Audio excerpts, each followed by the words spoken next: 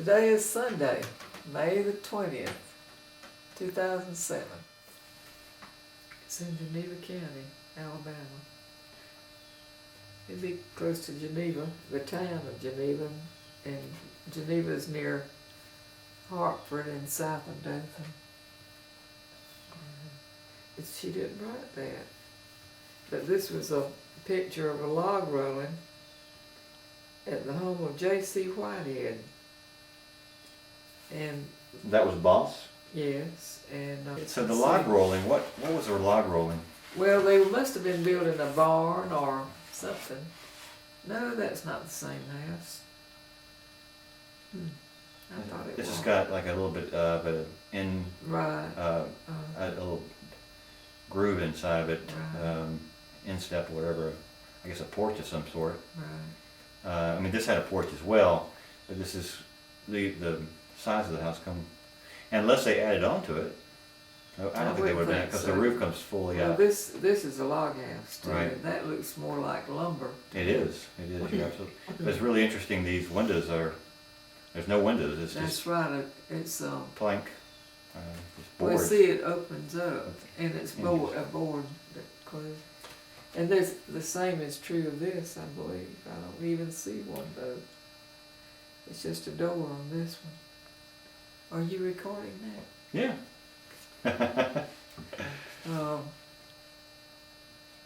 But I don't know what year any of this is. Well, we guessed that this was because grandmother in that picture was like 1 year old, I think. Right. So we guessed it had to be pretty close to like I guess 1901 or something like that, right? This picture was made in front of Jake and Sally Whitehead's home, so that clears that up, and that's made in front of J.C. and Amanda's home. And I wonder if they were building a barn, because that house looks finished to me. What do you think? Could be. But Mama, my mother, Mamie, has written on a paper on the back of it and listed everybody, but you can't see. There's a person over here that's just completely, you can see his head. Yeah. Well, we'll just very briefly just show this, what we're talking about here. And so what we'll do is we'll try to do a close-up of this later on, and then we'll see if we can't scan it and increase the contrast as well. Well, let's talk about, I guess, your family, immediate family, as far as your mother and father, and then and your siblings, and then we can branch out from there. How's that? And then we'll just figure out where we go from there, I guess. Right. So let's talk about, I guess, your mother and father first. All right. Mamie Whitehead married my father, Carlos Johns, in August of 1925. And where did they marry? At Lakeview Methodist Church. Okay. And Lakeview is just south of Caryville and south of Caryville or north or south. South of Caryville. It's halfway between Caryville and Vernon. Okay. Exactly. And of course that was the first wedding in that church, and mine was the second and Ruth's was the third, but that was the old church. It's no longer standing. And we don't have a good picture of that church. Oh. Now, when they married, where was my grandfather living, and where was my grandmother living when they first married? All right, that my mother, Mamie, was living at the home place at Whitehead Crossroads. But my father had gone to Mobile to work, and Mother had written down, I found this, that he was working at Smith's Bakery, and he started off as Well, edited.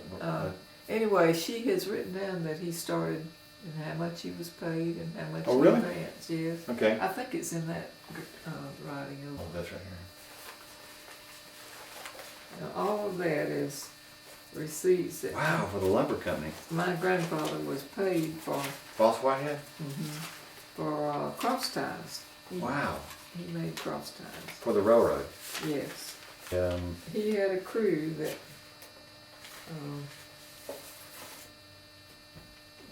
was in the envelope. Okay. Maybe this is it, let's see. And here it is. All right, she had written down that my father,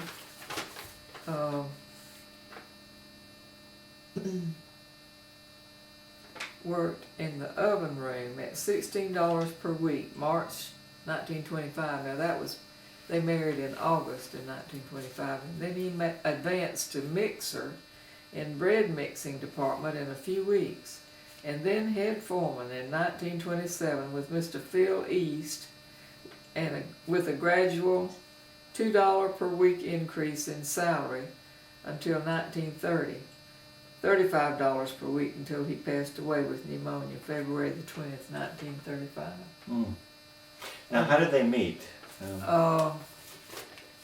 Daddy came to Lakeview to some function at the church. And and that was where people met back then. Oh, that, yes. That was the big gathering. That's right, and it might have been up at Bracken Springs, but they, I know I heard Mother talk about they had box dinners or box suppers.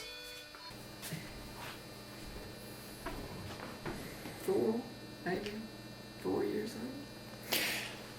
I'll say, what's this now? There's a picture of Me holding a hen. That was my pet hen. your, Dolly Chick was her name. a pet hen. Yeah. And I got my dress caught up in the. It's you. And Mother and Ruth. Wow. You're like holding that thing right up next to your face. I know, that was my pet. It would come to you? Oh yes. And I can't imagine. You had blonde hair back then. Oh yeah. And how, I mean, what I happened? had to be about 4 years old because that was before And you got Sonny your, was born. it's got your dress. Caught up with a chicken. So it would come to you and it would let you just pick it up. Yes. And that's a big hen. What was its name? Dolly Chick. Dolly Chick.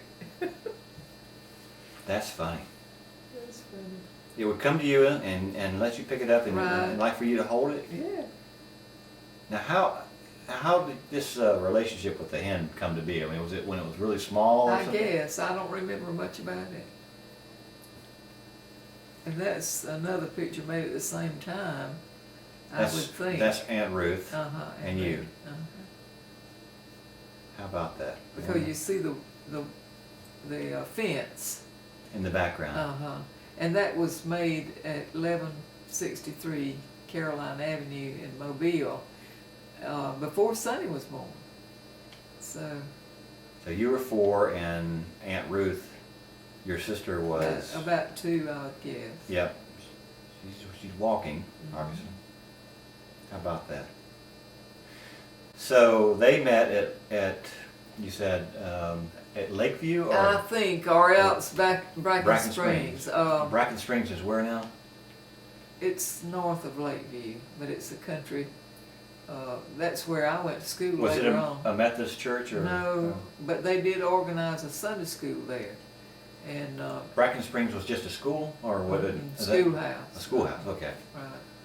But they used to have what they call box suppers. And the girls... On Sunday or on Saturday, or when would they? What day of the It week? wouldn't be on Sunday, I don't think, because it was a fundraising thing. Okay. And I guess they were raising money for that church, but I'm not sure about that. But the girls would fix a box of food, and the boys would try to get a certain girl's box if they were dating them, you know, that sort of thing. In other words, they would try to get or bid on it. Yes, and So then they would eat together. You know. I see. Okay. All right. That was a social event. All right. So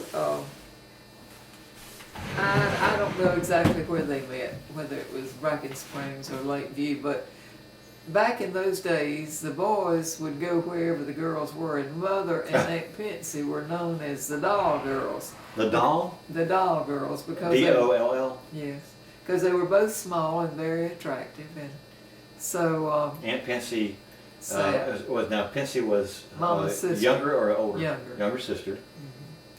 So the boys would come, you know, and that's how they got started to dating. And how long did they date? I don't know. I don't know when they met. I don't know what year it was. Okay. The wedding was held at Lakeview, and Mother made her own dress and her hat, and she bought shoes, and I believe Ruth has the shoes. I have the dress. Okay. And she sewed it by hand because she saw a picture in the Atlanta Journal-Constitution and copied it and ordered the fabric from, I don't know, probably someplace she saw in that paper, but it was a silk dress and tiniest little dress. I guess I should get it out and show it to you. But she did it all by hand. She didn't sew it on the sewing machine because it was such fine fabric, you know. Wow. And so she had a very nice wedding. She had a lady that from Vernon to come and play the piano, and her sister sang, and she sang "Oh Perfect Love" from the Methodist hymnal. Pensy did. No, Mama. Wait, her sister. No, the lady that played the piano's sister. Oh. Well, it wasn't the piano, it was that organ. Okay, this organ is in there? Yes. Okay. I'm sorry. It was the organ, and she played the organ, and her sister sang "Oh So Perfect Love." This organ used to be in the church then? Yes. Okay. Yes. All right. So. Oh Perfect Love was the song? Yes. Is that now, where does that, is there some significance to that as a hymn or? It's just a hymn in the Methodist hymnal. Okay. And then Mother had a trunk, and I guess that's at Ruth's house. And she packed all of her belongings in that trunk. This was Grandmother's trunk over here, but she had a trunk. And they went to Mobile, and Mother said, I've heard her say many times that when they got to maybe Pensacola Bay and Mobile Bay, they had to ferry across. There was no bridge. Now, They might have ferried across Pensacola Bay, but I'm not sure about Probably that. But not. I remember her talking about when she saw Mobile Bay, she thought that was the biggest body of water, and that she just didn't know whether she could make that. And they had an apartment in the house with Daddy's brother, Curtis. He had a home, and he rented out half of it, and there was an apartment. He had it fixed that way.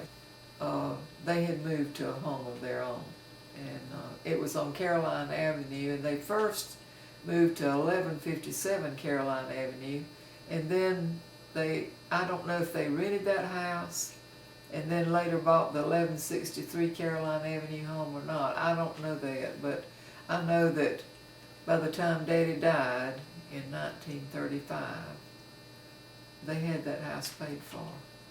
I think that's remarkable. I wonder how much they paid for the house. And I don't know who financed it. I'm sure it was a bank, but it might have been Smith's Bakery, but I don't know.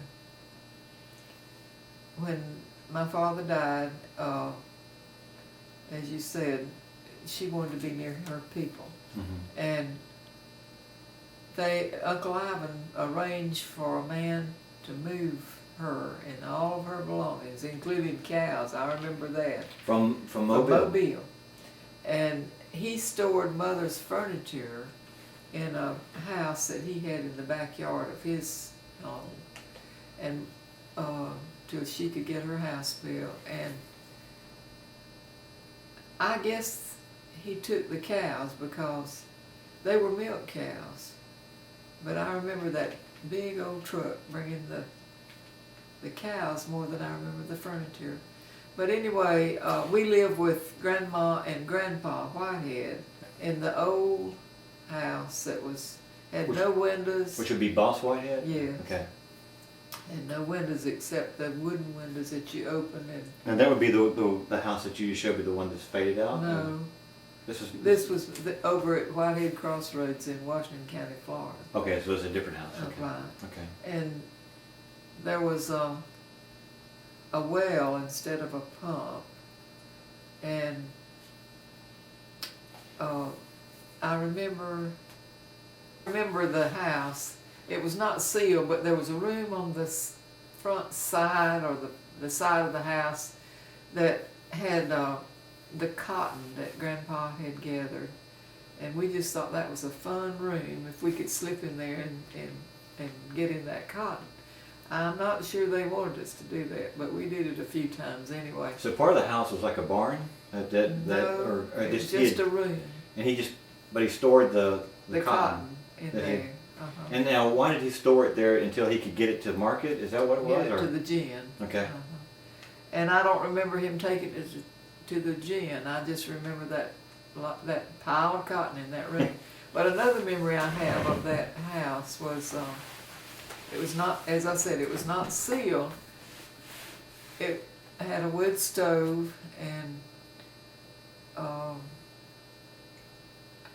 I can remember that any time that a man would come to the door and knock, back in those days there were salesmen that would come through the community, Mother would cry. She cried that whole first year we were there. But when Christmas time came, there was no electricity, there was nothing but a fireplace and a wood stove to heat the house. And I can't remember anything about the bedroom that we slept in. I don't have any memory of that at all. How many bedrooms? I mean, there must have been two. 2 rooms in the house? Or? Must have been. So you got the room that the cotton was in, that was one room. Right. And then there was a kitchen, and I remember a table where we ate, but I have no remembrance of the bedrooms. Hmm. But I remember when Christmas came, Christmas morning, Grandpa came in with a yopon tree. It was not holly, it was just a yopon. A yopon? How do you spell that? Any idea?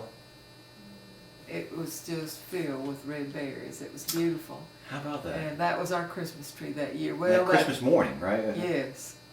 And of course, he was the one that taught us, that when we woke up on Christmas morning, the person that could say Christmas gift first. That was Boss Whitehead. That was Boss. Okay. And no, it was inside the house on a table. How tall was it? It seemed to me like it went to the ceiling. It was a big tree. But you, at that time, you were probably, how old? 5 years old? Mm-hmm. Okay. Right. Anyway, that afternoon, Uncle Ivan came, and we all went over to their house. Grandpa and Grandma and Mama and all of us children went over there. And the Johns family had sent us tricycles. And I don't know how they sent them. They may have brought them at some time. I don't know, but we all got a tricycle. They were all at Uncle Ivan's house when you went there. Okay. Right. And that was a big Christmas. And this is that was the first. I'm sorry. That was the first Christmas after my grandfather's or your father's passing away. Right. Now that's Reba and me and Sonny, but I've got one somewhere. I remember that Sonny's tricycle was very small, and it was a little red one. Now this was not at Christmas time though, because you got that was not short sleeves on. Right, but that was the Christmas tricycles. That's where those came from. Okay. Right. How about that? The Joneses always saw that we had Christmas and also Easter. They would send us a package for Mother to make our Easter dresses, and they'd send a little suit for Sonny. But they were always... Now where are the Joneses living at this point? Mobile. In Mobile, okay. All right. And it was mostly in Arby that... now where did my grandfather's parents come from? And what was their... Well, they were at the old John's place, in Washington County, where that pump that you drink that water from. That's the John's home place. Now I'm with you. Okay. Okay. That makes sense. All right. That first Christmas was, they made, I guess, real impact since it was the first Christmas after Daddy had died. And now, when you say the Johnses, the siblings, that would be RV? Etta and Beth and Curtis. Okay. And Aunt Arby at that time was married, and she had a good job. What was she doing? She was a bookkeeper. Okay. And she had a good job and had no children. So she always kind of headed it up. It was usually her handwriting, the packages that would come. You know, Arby. Arby was person that would kind of steer all that. That's true. But the others, I know Aunt Beth participated because there were a few years that I'd see her handwriting, but mostly it was Aunt Arvie. And she and Daddy were very, very close. They were the siblings that were closest in age. And I guess that had a lot to do with it. But all during that time, when we were living in that old home place of Boss and Mandy's house, crude as it was, I went to school Daddy died in February, and we moved immediately almost. When school started, I rode the bus to Henson Crossroads School, and the bus had no windows. It had benches inside and flaps on the side of the bus that they'd let down when it was cold or raining. Otherwise it was open. And Mr. Harvey Henson was a bus driver, but I stayed sick a lot of the time. And Mama always said it was because of that bus that I had to ride. And I remember the first day at school, Mama had packed my lunch in a cornflake box, and the ants got into it. And oh, I just cried, and a girl that I grew up later to know as an adult shared her lunch with me, and I don't remember what it was.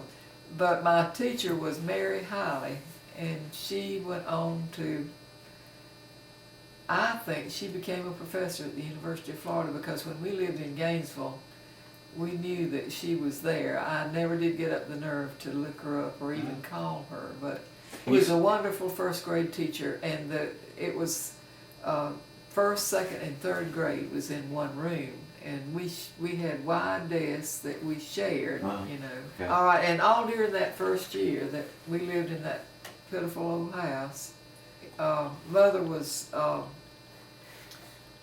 when she got, I remember Uncle Ivan coming over one morning and talking to her, and he says, "Mamie, you got to quit this crying. Life goes on." And he gave her a real, but he had found a house down at near Lynn Haven, Florida, on a lake called Court Marshall Pond, but that was the most beautiful lake. But he had found this house, and it seemed to be a foreman's house, that they had some sort of either a timber or turpentine operation, but anyway, the house had to be moved. So he told Mama that he could buy that house for $100, and Mama had $200 left over from the funeral expenses, as I remember it.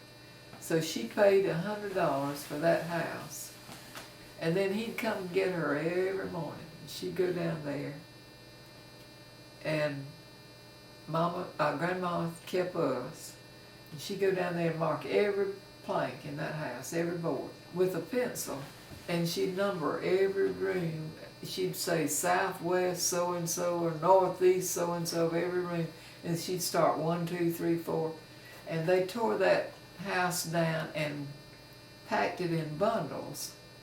And Jeff Hamilton was working for Uncle Ivan at that time, and Uncle Ivan had an old truck, and there was not a paved road to be had between where Mama was going to build that house and Court Marshall Pond. Well, anyway, Jeff would, I can remember hearing him talk about the sand beds and how difficult it was. Jeff Hamilton is now...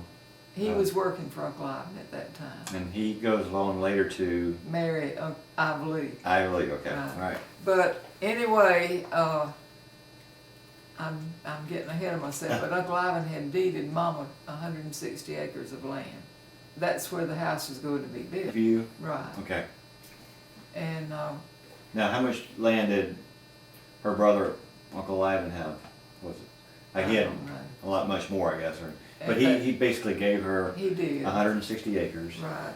And he said he had bought it for $1 an acre sometime prior to that. So what he did then, he had it fenced and put cows in there, and we fed his cows and kept them watered. Okay. Once we got the house built, or once Mama did. But I can remember Mother, when they got the lumber in those stacks on that site,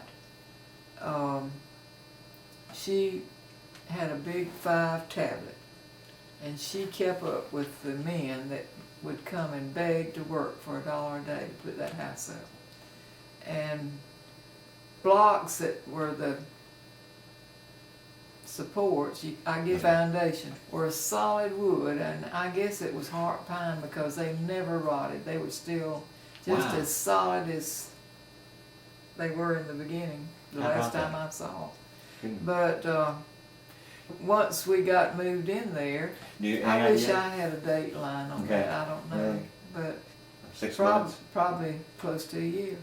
But Uncle RV, which was Mama's uncle, my great uncle, came, and he was the well driller in the communities, and he lived near Hartford, Alabama. Now he's the one that had the stick that he could. No, he didn't do that. Okay. No. Who did that? My grandfather, Enoch Jefferson Johns. Okay. But I don't know that he came and found the place to dig the well, but he may have. I don't remember that. But Uncle RV came, and the way they drilled that well, he had a long pipe. Now RV is? My great uncle. It was my grandmother's brother. Okay. Amanda's brother. Okay. Anyway, he had this long pipe, and I can just see him.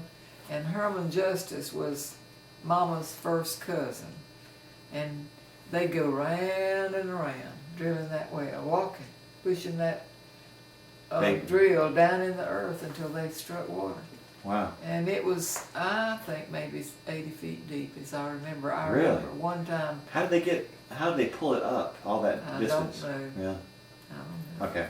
But was it a very large, tall hoist, or do you remember that? But you just remember them walking around and around. And how long did it take them to drill that? I don't know. A week? Or? I would imagine. Okay. I would imagine. I don't remember. Wow. Because. So when they hit water, was there a big celebration, or was there like a big commotion? I don't remember that either, but I guess I remember that later. Mama sold off some timber. Well, that was after we got current. See, we didn't have current then. For some time, I think that would we probably got current around 1940. It might have been 39, but I remember that our house was the last house to be wired through that REA program. Right. Okay. And it stopped at our house, and the war was almost beginning. I mean, we were hearing word about the war, and of course, I can remember those men that wired that house. It was hot weather, and I can remember how they just sweat, and the water would puddle in the floor from them wiring that house. Well, every room had one drop cord, and if we had any outlets, I don't remember. It was just a light, you know, and we thought. And where was the switch? Or was it the door? Or no, it was on that drop cord. Okay, so it was just a cord that they ran into and it was all, I'm sure, outside the walls or whatever. And no, it came through the ceiling. It did? Yes. They ran it through the ceiling, huh? Yes. But I don't remember, maybe we had one wall place that turned on the lights, but I think that was in the very entrance of the house. And no wall sockets, as far as for appliances, or I guess back then you would screw it into the light. I don't remember any wall places, but there might have been some. I don't know. But Mama had saved one light bulb, and she'd saved her iron. And of course, the light bulb we would move from room to room. You know, we just guarded that from the one light bulb that she'd saved you till we could get to town and buy some bulbs. But the iron was a plug-in iron. It had no thermostat. You plugged it when it got too hot. Probably. No, we were very careful. Okay. But we kind of learned how to do that. Yeah. Because prior to that, we had. That's right. And we had used those heavy irons to heat them in the fireplace to iron clothes before we got the current. Okay, so this is a big luxury Yeah, item. it was. It really was. But we walked to school. Ruth walked 1 year. I walked 2 years from our house to Bracken Springs. And then they they bought enough buses that the bus started coming by our house. Well, the first bus driver was Mr. Bob Sheffield, and he was a not very nice person. And What was his problem? Well, He he said- wanted us to, he didn't want to come by our house. And he thought that we should walk over to the Pate's house and catch him over there so we wouldn't have to come and pick us up. And I remember Uncle Ivan went and talked to the authorities, and I'm not sure whether it was just him or I don't know who Probably he his talked boss, to. then, or I don't know, Okay. but I remember that happened. But when we started riding the bus, we went to Vernon School. So how did you know, I mean, what did he do that made you feel that he... Oh, he'd tell us to get off when we weren't at our home. And we'd have to walk close to a mile, to our house. He'd say, all right, you John's children, you get off. He wasn't going to come over our way, And why, it was the roads difficult or It was something? probably a little trouble for him to turn the bus around. I I see. don't know. I don't remember, but maybe 1 or 2 years him driving the bus, but the Todds moved. And by that time I was in the 6th grade. And Mr. Todd started driving Okay. the bus. All right. And Now, where did he come from? He was Edison, Georgia. Edison, Georgia. And he was a pastor at Bethel Primitive Baptist Church. Right. Okay. A young man, and his wife was even younger. They were just so young, and they only had 2 children, Joe and Aaron. And they came for him to serve that church, and he was a progressive Primitive Baptist, you might say. Now, they didn't have Sunday school, but he had progressive ideas, and I can remember the former pastor saying, or at least we heard that he said, I don't think we heard him say it, but he said, you better watch that new preacher. That he's from Georgia, and first thing you know, he'll have electricity in this church and be having night services. And how long did that it take? came to pass. I don't remember how many And that was considered a years. sinful thing, I guess? Well, it was, I don't know, but it was Unorthodox, I guess. unorthodox. And he says, and he'll be changing these songbooks too, and he did that too. Yeah. So he got the Now, old Sacred Harp books. They quit singing out of that and started singing in shape note books. But Mr. And Todd. so going from, I thought Sacred Harp and shape notes were the same thing, but they're not. Okay. Oh no. The Sacred Harp is shaped, but in Sacred Harp you only have 4 notes. In the shape notes you have the 8. And Okay. so the Sacred Harp is kind of a minor tune when they sing that, And, Huh. but anyway, I did not know that. Okay, right. Well, I rode that bus from the 6th grade till I graduated, so from high school. okay. Well, let's back up a little bit. I guess do you feel comfortable talking about your father, and I guess and a little bit about, I guess you could talk a little bit maybe about Aunt Ruth and then Sonny. I know those are that's a very sad time, but I guess I mean, you were telling me that one of your memories was that of being at the hospital and Right. and telling someone that you knew that your father was about to pass away. I remember that. I Yeah. remember that he was sick. Mom always felt like he caught pneumonia because he wrapped the pipes underneath their house. Now, I didn't tell that they had bought a place out from town because they had their place in town paid for.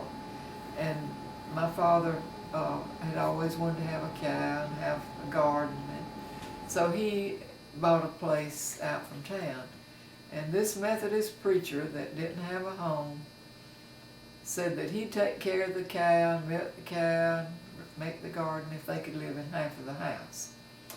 Well, that didn't last too long, but they were still in the house, and when Daddy got sick, but Mama thought that he caught his bad cold from coming out of that warm bakery, and he wrapped the pipes underneath the house to keep them from freezing. And We don't know that. I Okay. don't know.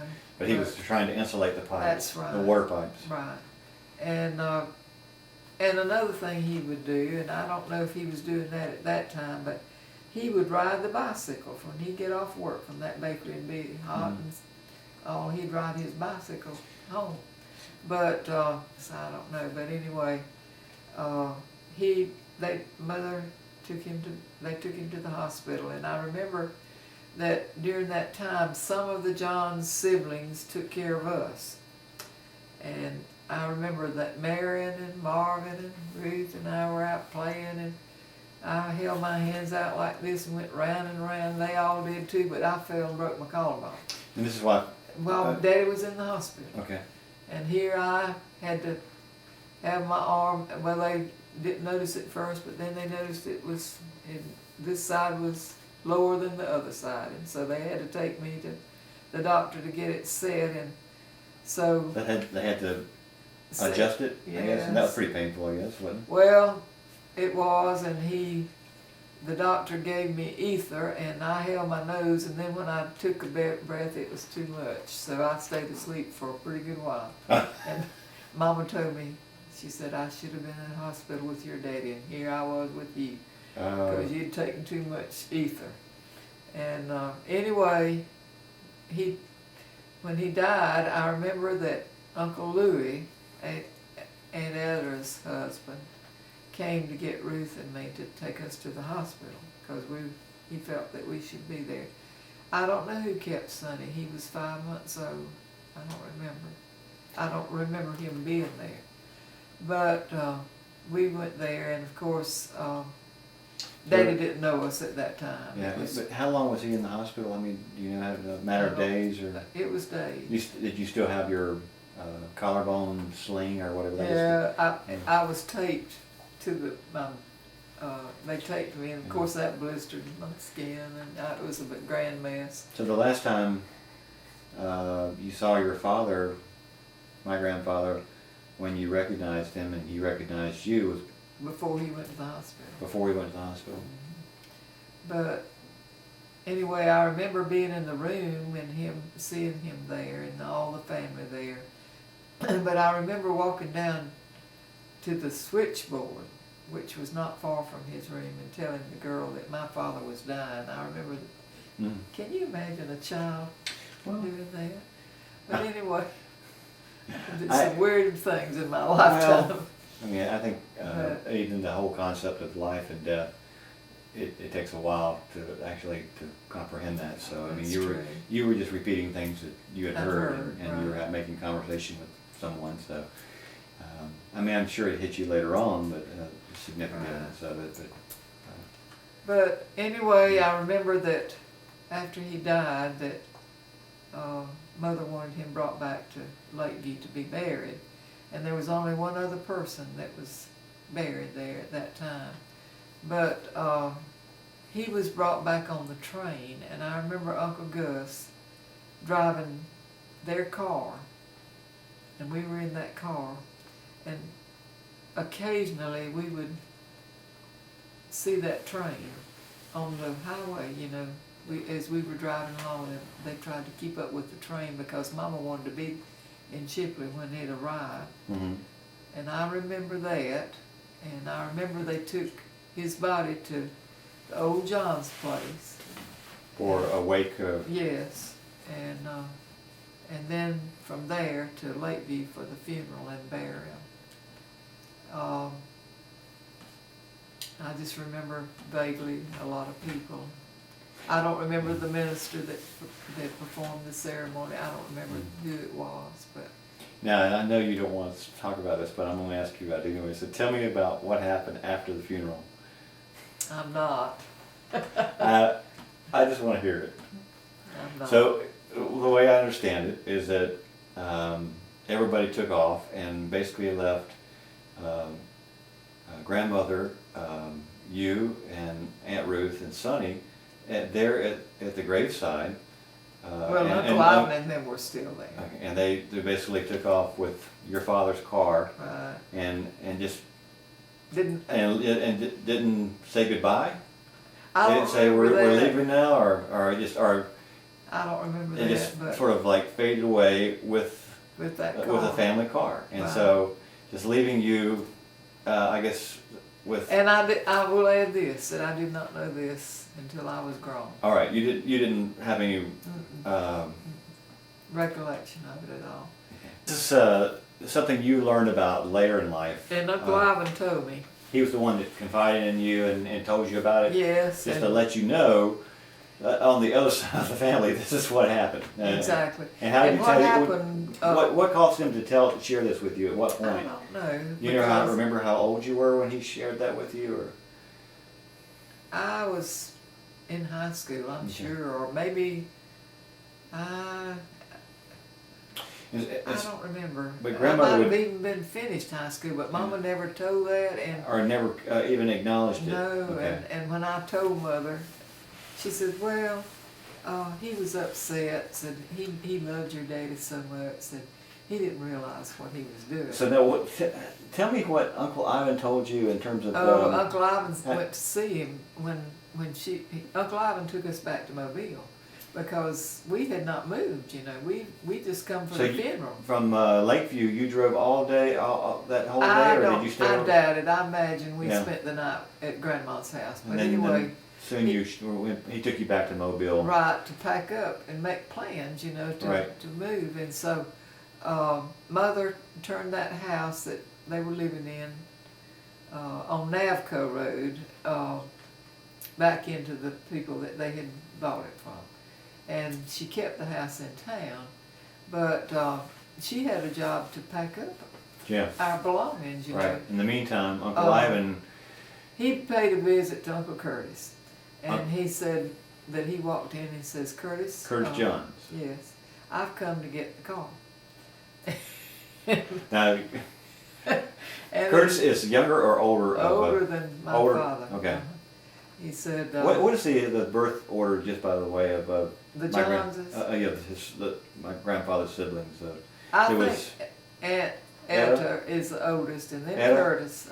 And Curtis. And then there's some that I don't know, but then the ones I know then would be Beth and Arvie, and Beth and Daddy, and then Arvie. Daddy?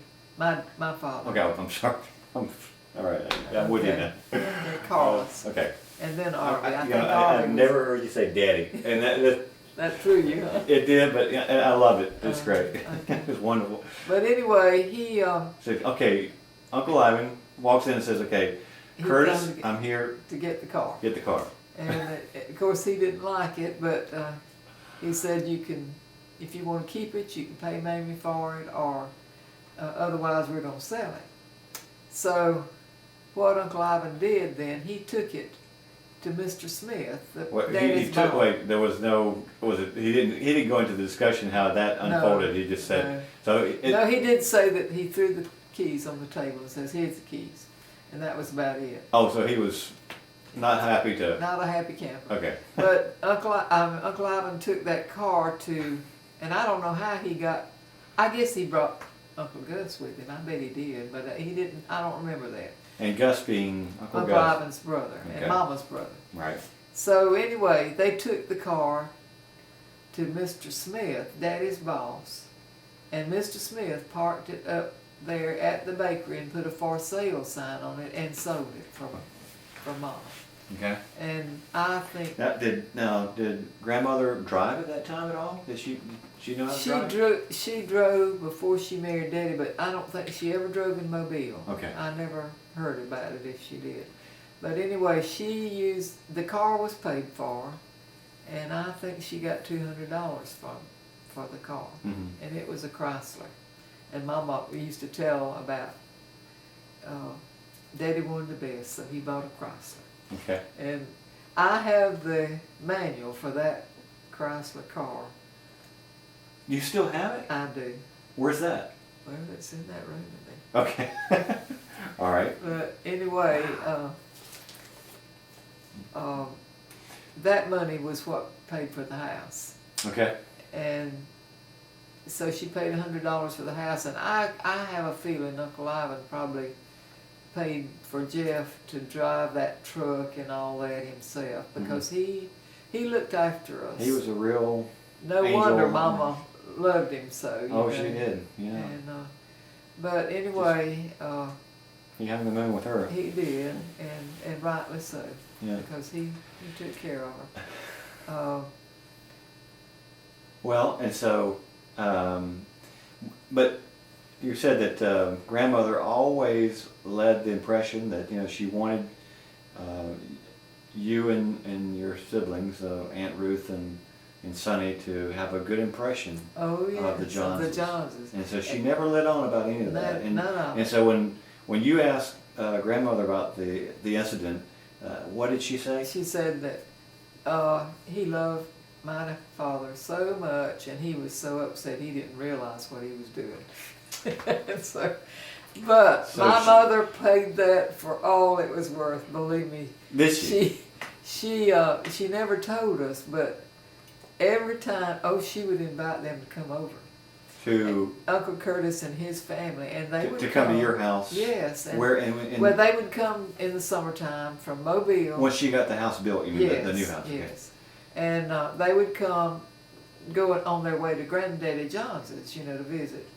Well, here they'd come, and oh my goodness, at all the house cleaning we'd do, because Mama wasn't any more of a housekeeper than I am. So anyway, we'd clean, and Grandpa would puff and puff, because he knew about this, and he didn't like the Joneses that much. Grandpa Whitehead. Yes. Okay. And when they'd come, he'd talk about after they, y'all getting ready for those Joneses and all that. Well, we didn't understand his puffiness about it. Right. And then after they'd leave, he'd say, "Whiteheads are quiet people. Those Joneses, they laugh at the table."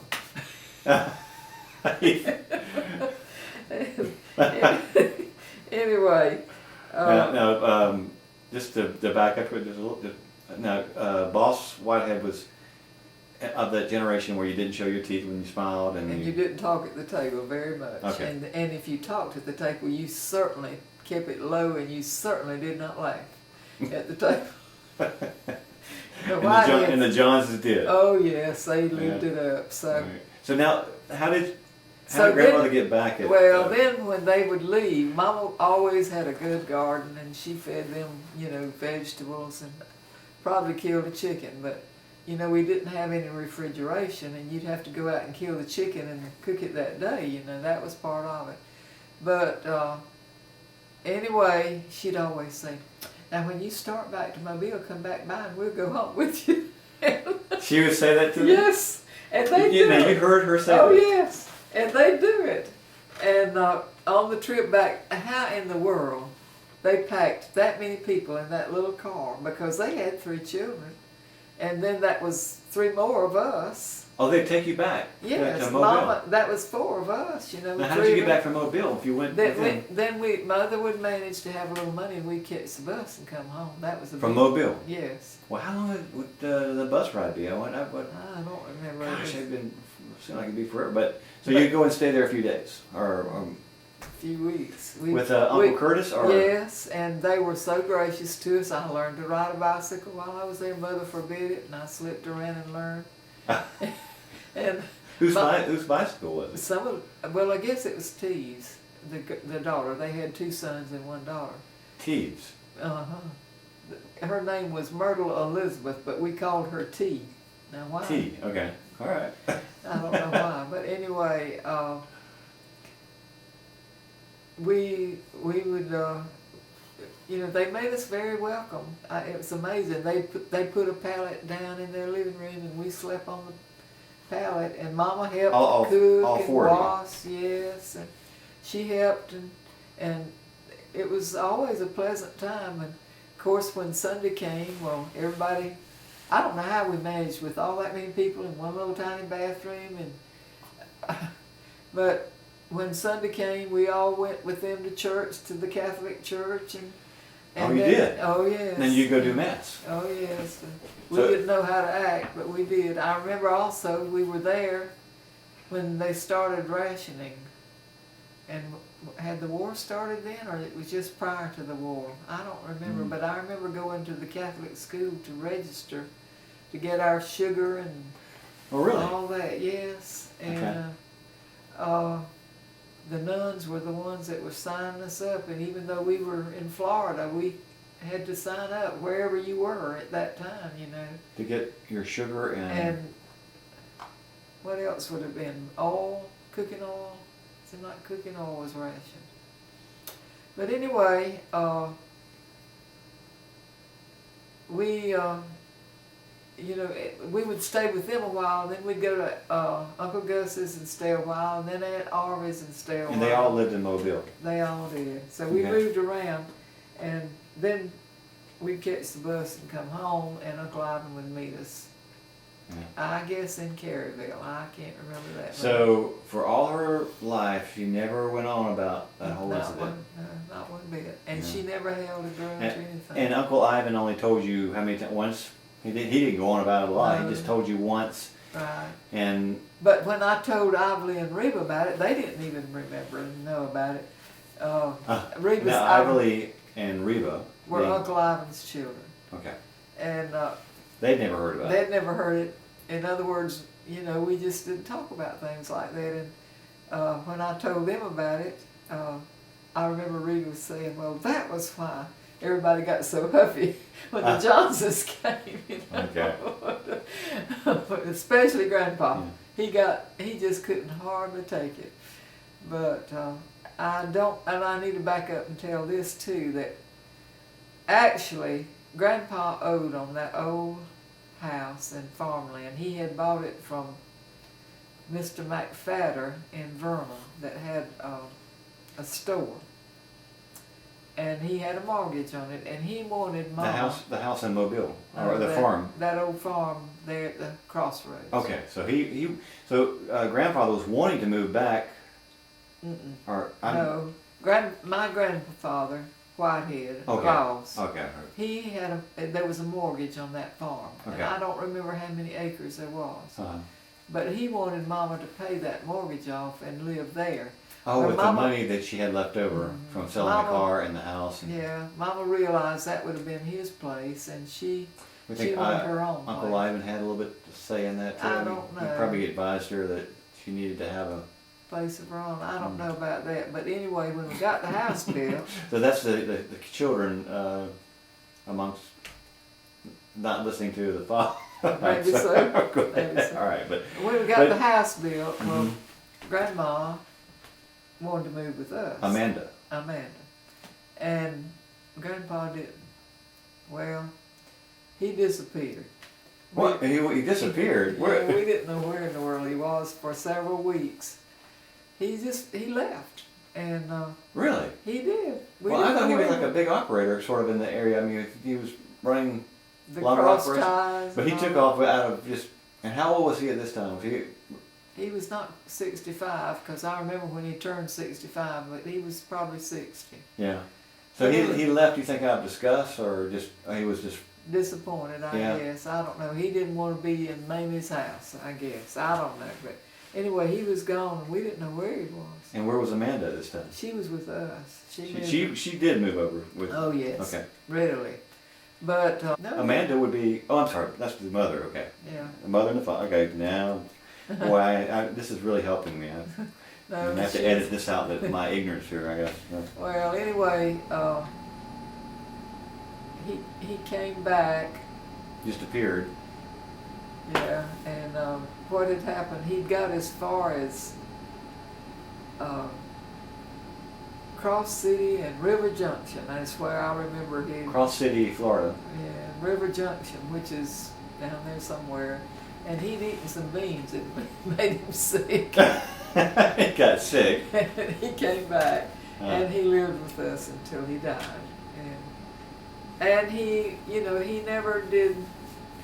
Well, he tried to be gracious about it all, and he did a lot of fishing, and he always made a garden, and now he's the one that and had cut the wood. And, guitar.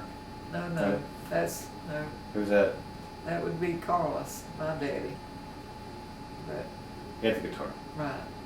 Okay. But no, Grandpa didn't have any musical talent, but he did try to teach us to what he called buck dance, but we never could learn it. What's buck dance?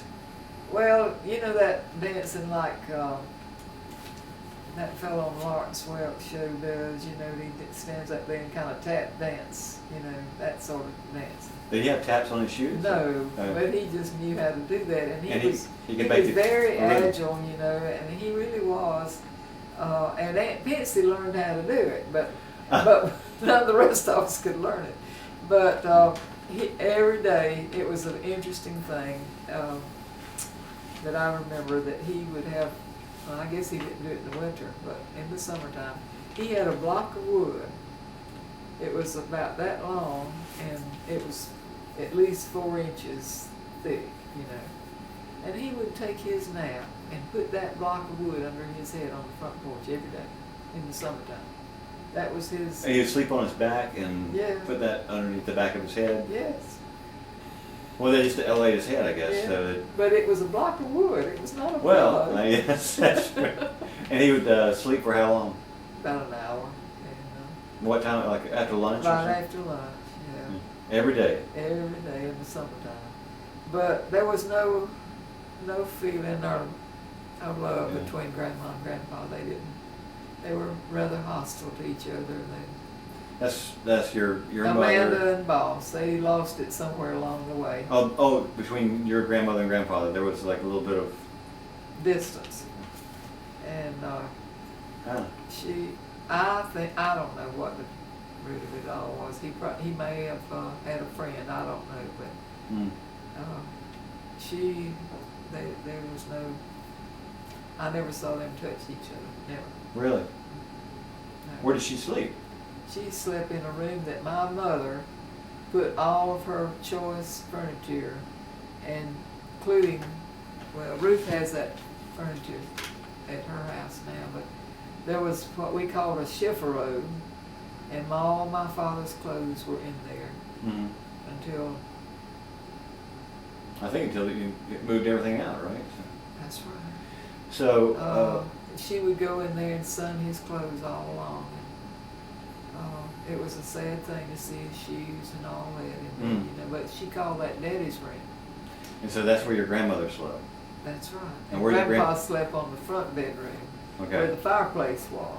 Okay. And because I liked to go in there and hear him spin his tales in the fireplace room, Uh huh. Grandma didn't like that, and she didn't like me either.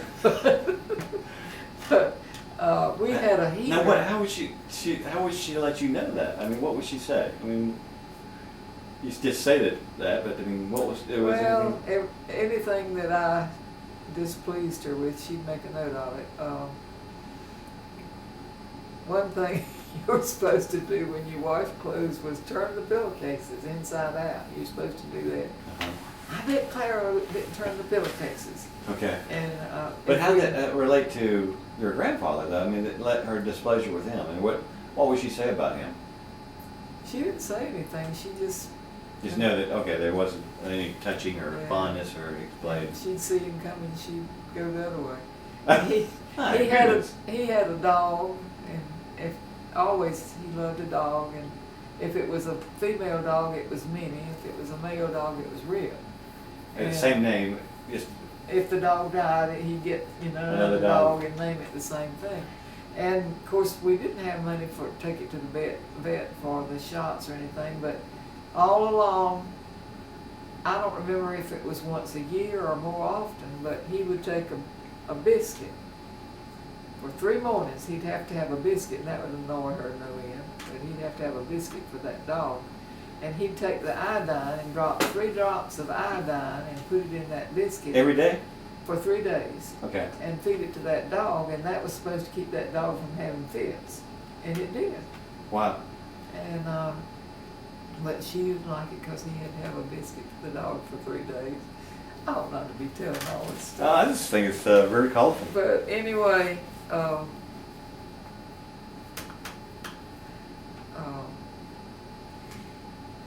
I felt that she cared for me when Ken was born.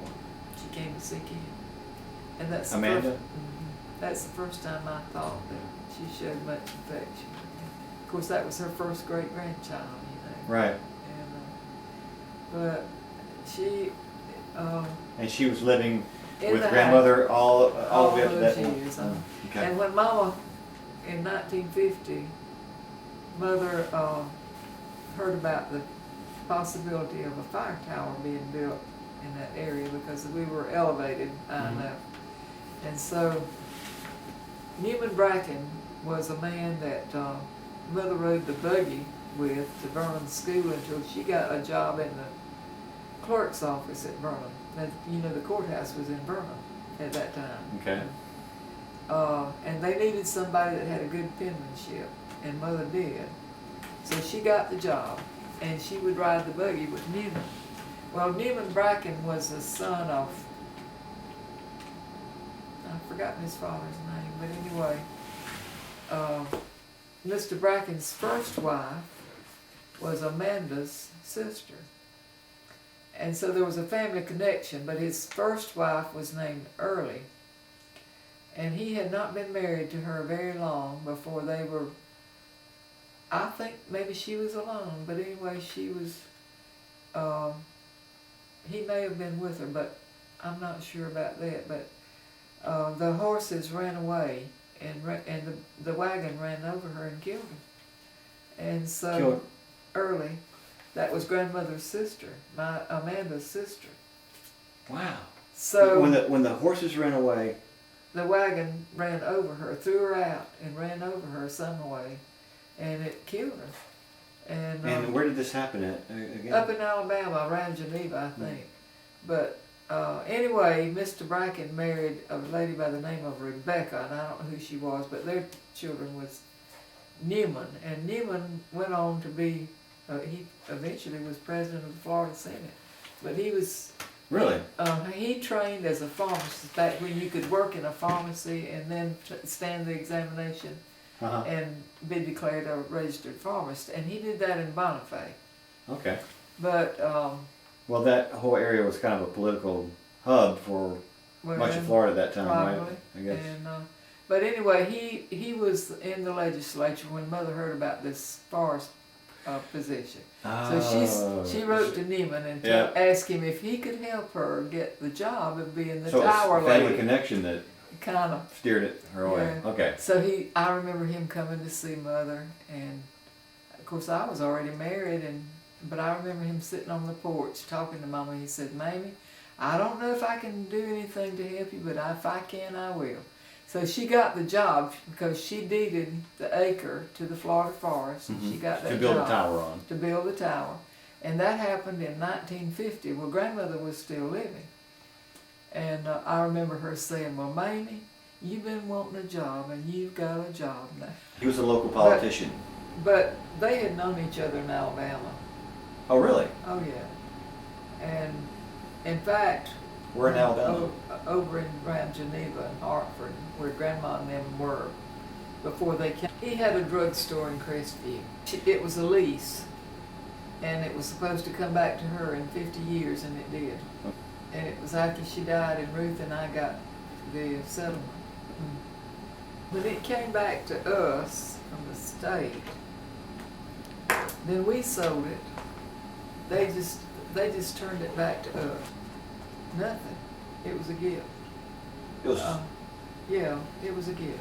Okay. And that's right. It was a lease. And so then this man that lived out there in that house. Which house was that? The Forest Service built a house, and he was employed by the Forest Service. And so when they terminated the tower, I don't know first few times. I don't know how she did it, but she just had the grit living. And do you remember them building the tower and going up? Yes. And Mama, it didn't bother her at all to go up that tower, and she could go up there very quickly. The bad thing about it, in my opinion, was the fact that when you got up there, you had to unlock it and then push the floor up and get in the tower, and it was the floor. I've noticed towers since then that have little ports that they don't have to do that. And I just thought that was a terrible thing. When did your grandfather pass away? Because that happened before the tower episode. And, Yes. tell me a little bit died. about that, and what year did he die, and what was the cause of All his right. Well, Wilson and I Yeah. got married in December of '46. His mother died in January of '47, and she had, I would imagine, pneumonia, but she never regained her health after he went overseas. Wilma said that the first time she noticed her dementia Mm-hmm. was that she wanted to walk to the mailbox on Sunday to see if she had a letter from Buddy when he was overseas. So now, But- Boss Whitehead, how did he No, die? wait now, I'll tell Oh, you that. okay. But anyway, she died in January, and then Grandpa just got sick. He was up and well, and I would imagine he had pneumonia too. Mm. But he was not in bed more than There was no 2 weeks or antibiotics back then. No. And how did they treat influenza? Did they have a sulfur, or what did they try to? I guess there Yeah. was sulfur, but Mm. he died at home in that bedroom that he. At that house there, and they Yes. the doctor came in the middle of the night and gave the.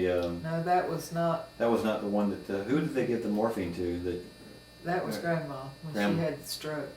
Amanda. Right, but anyway, that was February he died, after Wilson's mother died in January.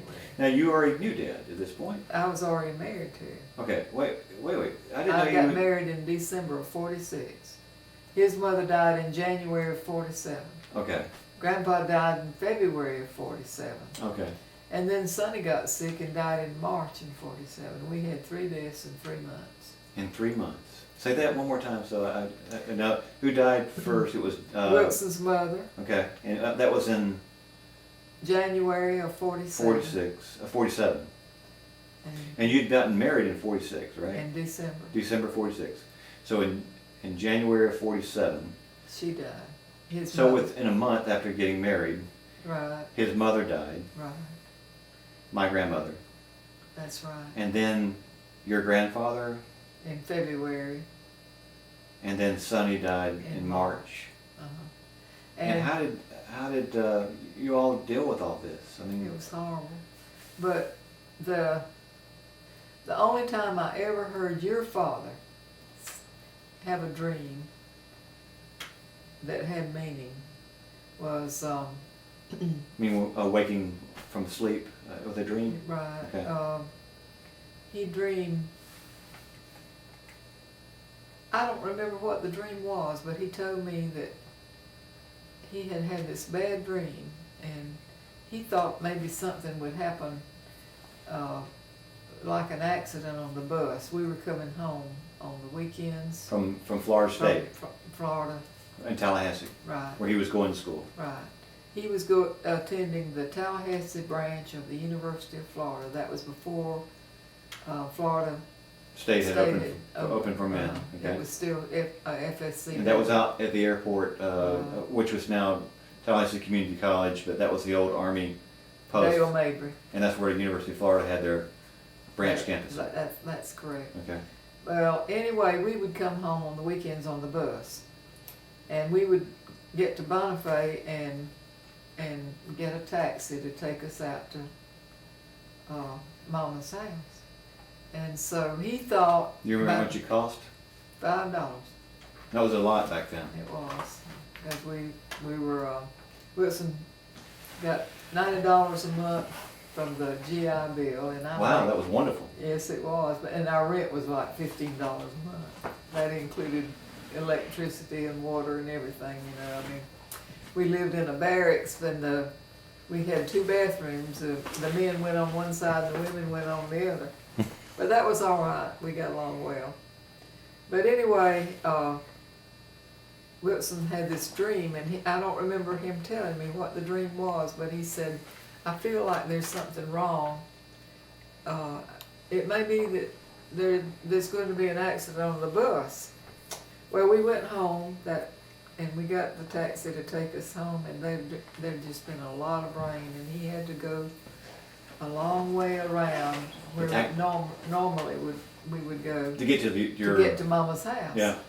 And because bridges had washed out and things like that, you know, and so when we got there, just as that taxi was driving off, Mama came to the door and she was waving her hand. She was trying to stop the taxi. And he didn't see her, and we couldn't stop him either. He was gone. So the next morning, well, everybody in the house was sick, except Mama. Grandma was sick. Amanda. Amanda was sick. Sonny was sick. Ruth was sick, but Mama was with the flu or with the flu. So the next morning, Wilson walked to, in this. I guess, Uncle Ivan's. I don't remember. It was still raining, or was it just No, wet? It was just wet, and we got. I guess he walked to Uncle Ivan's, and Uncle Ivan had been sick, and Aunt Paralee had been sick too. They'd all had the flu. But anyway. Paralee being his. Wife. Okay. Somehow, Dr. Dalton came from Vernon, but he didn't come that day. He came the next day. Did Uncle Ivan have a telephone by then? Oh, no. Nobody had telephones? Mm-mm, no. So, when the doctor came, I can't remember where he said take him to the hospital then or not, but we went back to Tallahassee. And how old was Sonny at that time? 12.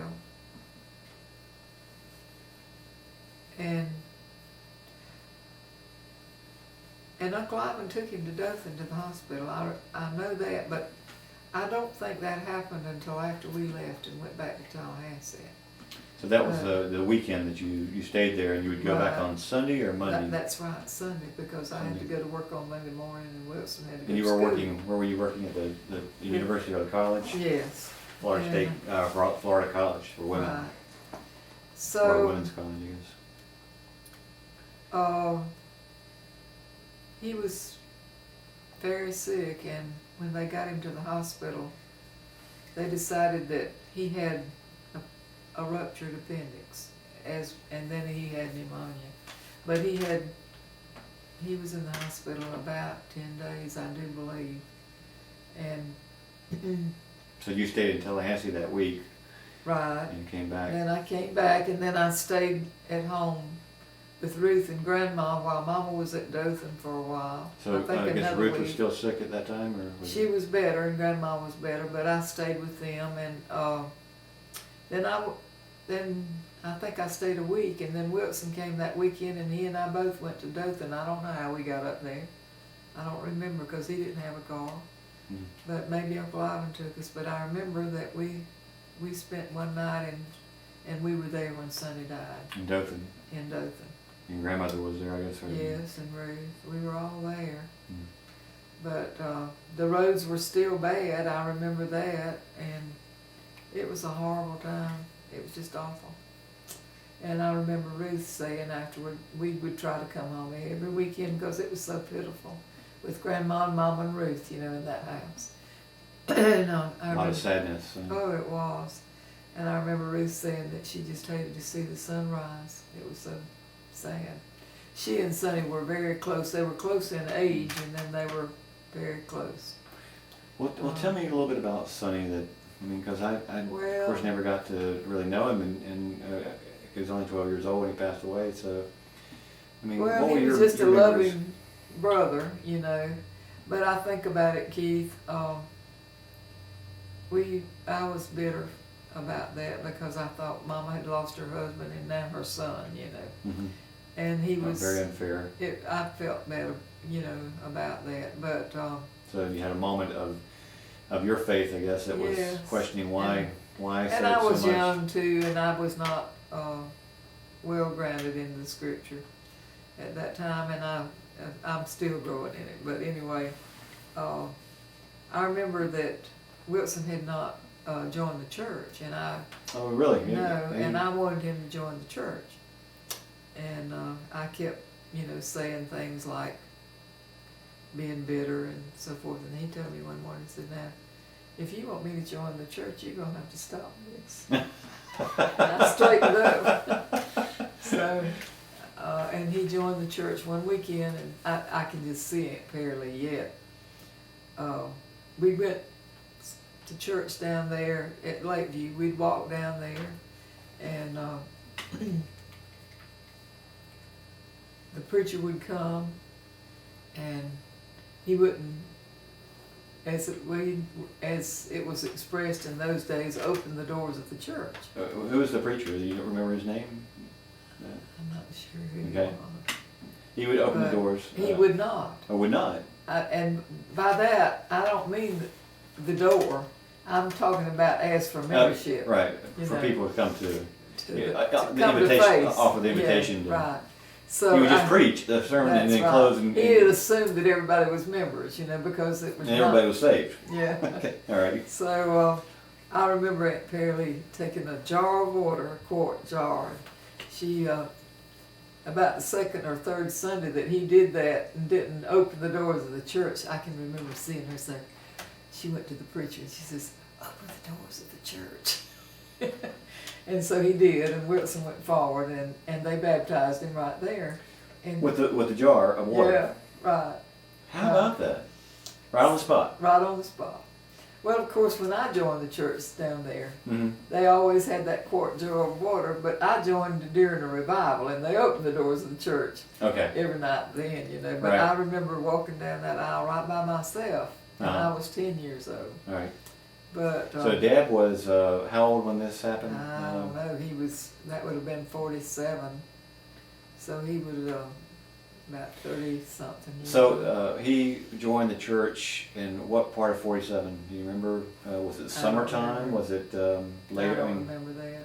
But I remember that being the reason he had cold or- never, I don't remember that. okay. But I remember the reason But it he was in never had 47. joined the church was that when he was growing up, the only church in that community was Free Will Baptist, and they attended that church. But if you danced, and that was a common social thing, is to have square dances in people's homes back in those days. Square dancing. Yes. Okay. And if you danced, they Uh-huh. would turn you out of the church. Okay. So he and Wilma. Free will would. That's right. Okay. He and Wilma liked to dance.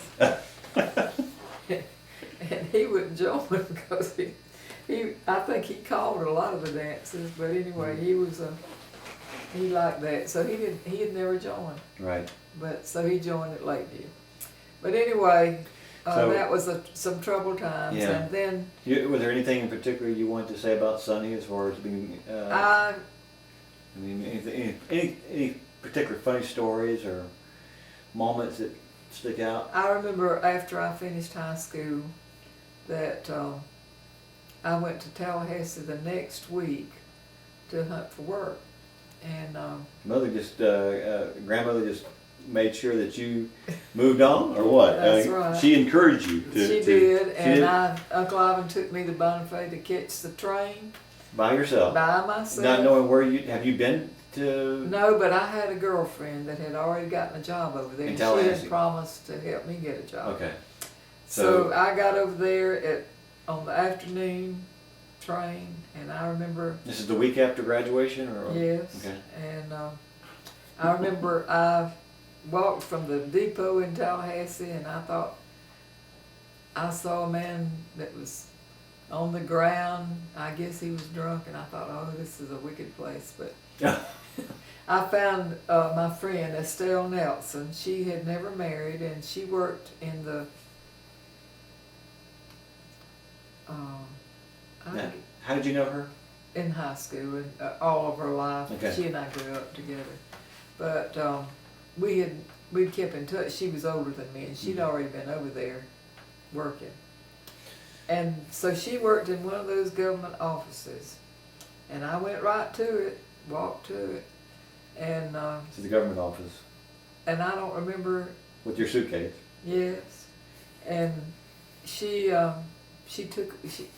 took me by the hand, and when she got off from work, and she bought a newspaper, and we found a place that had rooms for rent, Wow. and so I rented a room, and so the next day she wanted me to see her boss to see Now, there was an opening where she worked. and she worked where?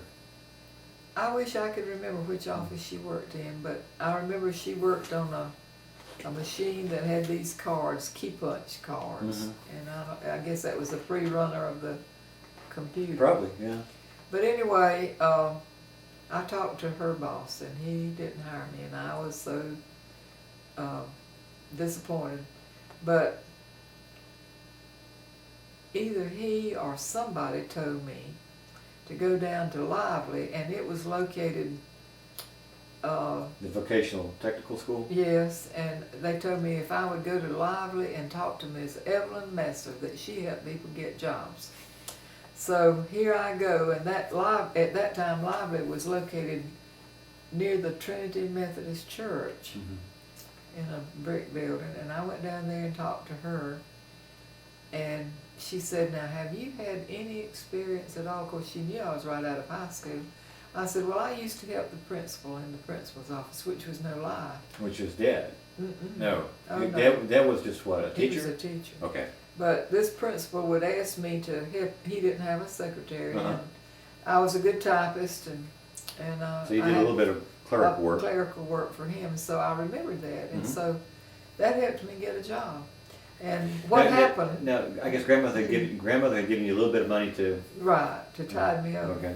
Well, she knew that they were needing people to type grades. It was that time of year, you know. So she sent me out to FSCW, to the registrar's office, as a person that could type grades. Well, all right, you had the old manual typewriter, and you made 7 copies at one time. It was on a sheet about so wide. It was real thin onion paper, you know, but you had to hit that thing hard to make it legible. That was my first job. Well, that's the first time you'd done something like that, I guess. oh yes. But anyway, it had to be done accurately, and once you finished a tray of that, well, you had to sit and you had to read it to Miss Carrie Smith. And she was a maiden lady, and she made sure everything was right, and she didn't read.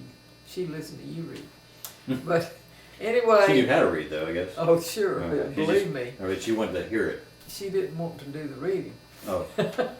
But anyway, after I got set up and probably got my feet on the ground good, well, Mama and Sonny and Ruth came to see me, and they brought, and I've got that letter somewhere, I read it not too long ago,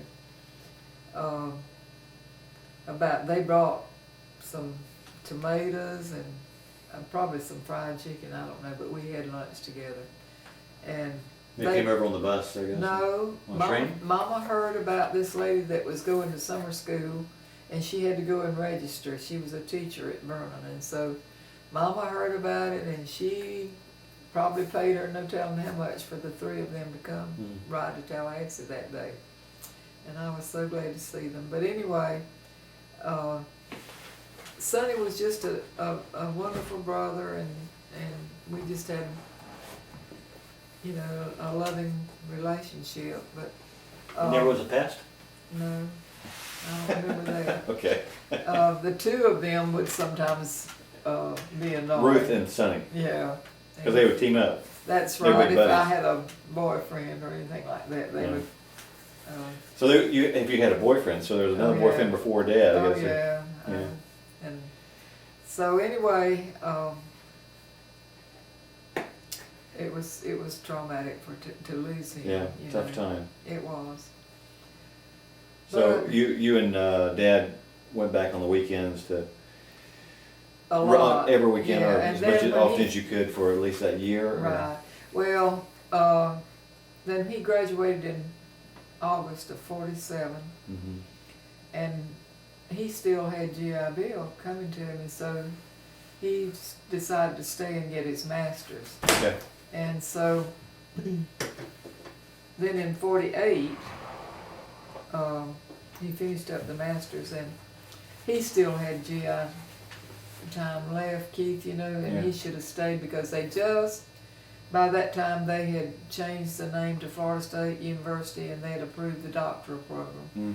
He should have stayed, but because of that situation, he was, With his mother and no, not his mother, but my mother yeah, and but grandmother and Ruth. But his being mother along. had also passed away. Right. And But so his sister was. well, Was Russell was already yeah, okay. Rodney.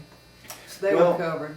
But anyway, he felt that that we ought to move back that way. So he got a job at Lynn Haven, and that meant we were nearer them.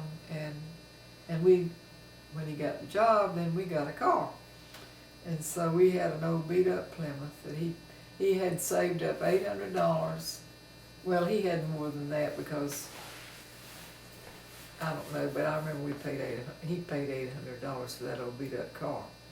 It was an old Plymouth. Yeah. But I remember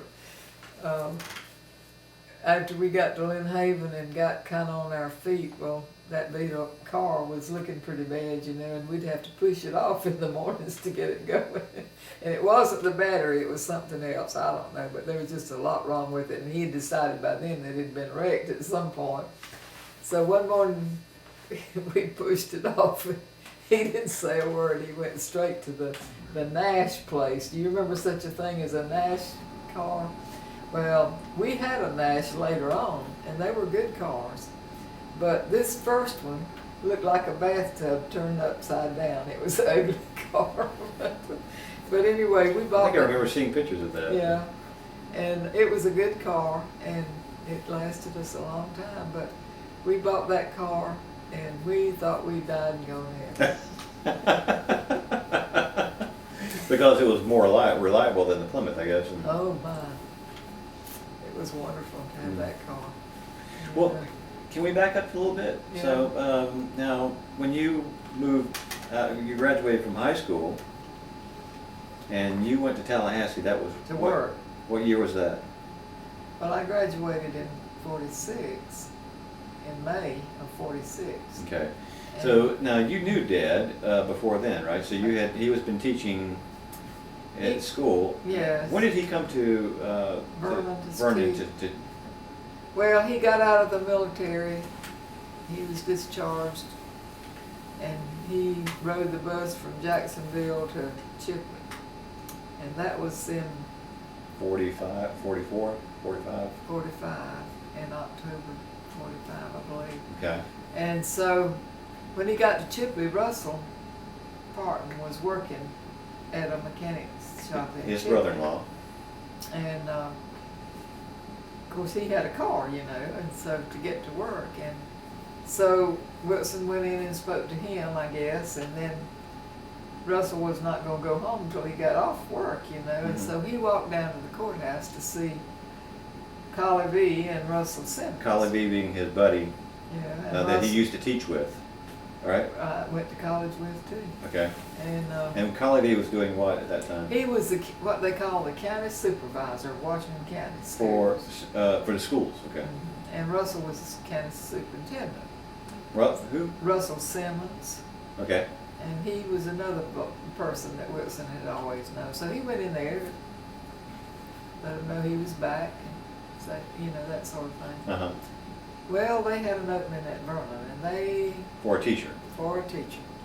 And they were just desperate to fill it. It was an English position. And of course, your daddy had never taught English, but fortunately, he had a good background in English grammar. And And where did he pick that up from? he had a teacher by the name of Lillian Hightower, and she was still teaching when he became principal at Vernon, if you can believe that. Wow. But so he only finished, though, what grade did he finish as far as before because he never 11th grade. 11th grade. So she taught him all the way up to the 11th grade, and then he dropped out to go what, dig ditches or to? Well, let me back up to that one now. I know we're sort of digressing here, but I kind of want to get the Yeah. picture of how your lives came together, I guess. Well, when he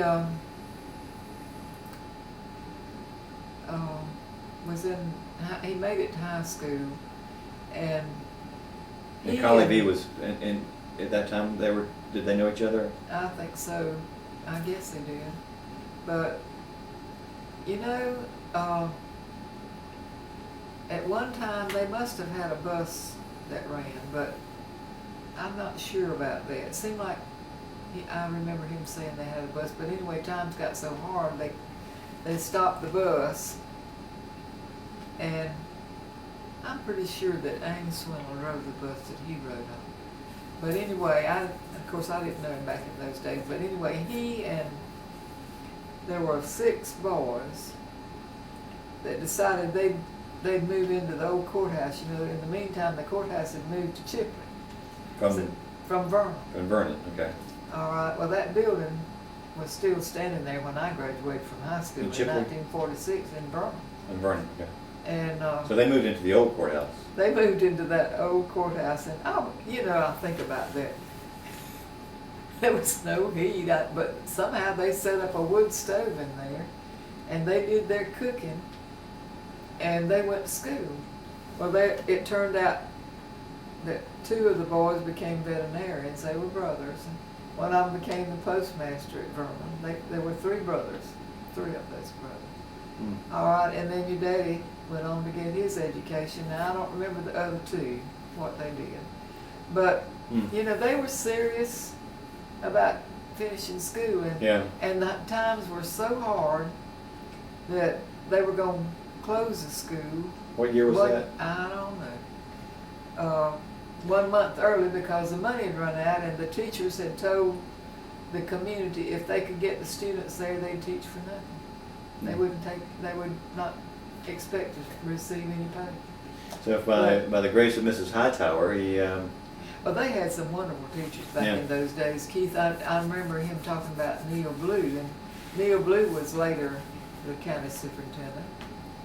But he taught science at Vernon, and they had no funds, so when it came time to dissect, he made them go out and catch their own animals to dissect. And he taught things like that, whereas I went through biology and never dissected a thing in high school, never even looked through a microscope. Wow.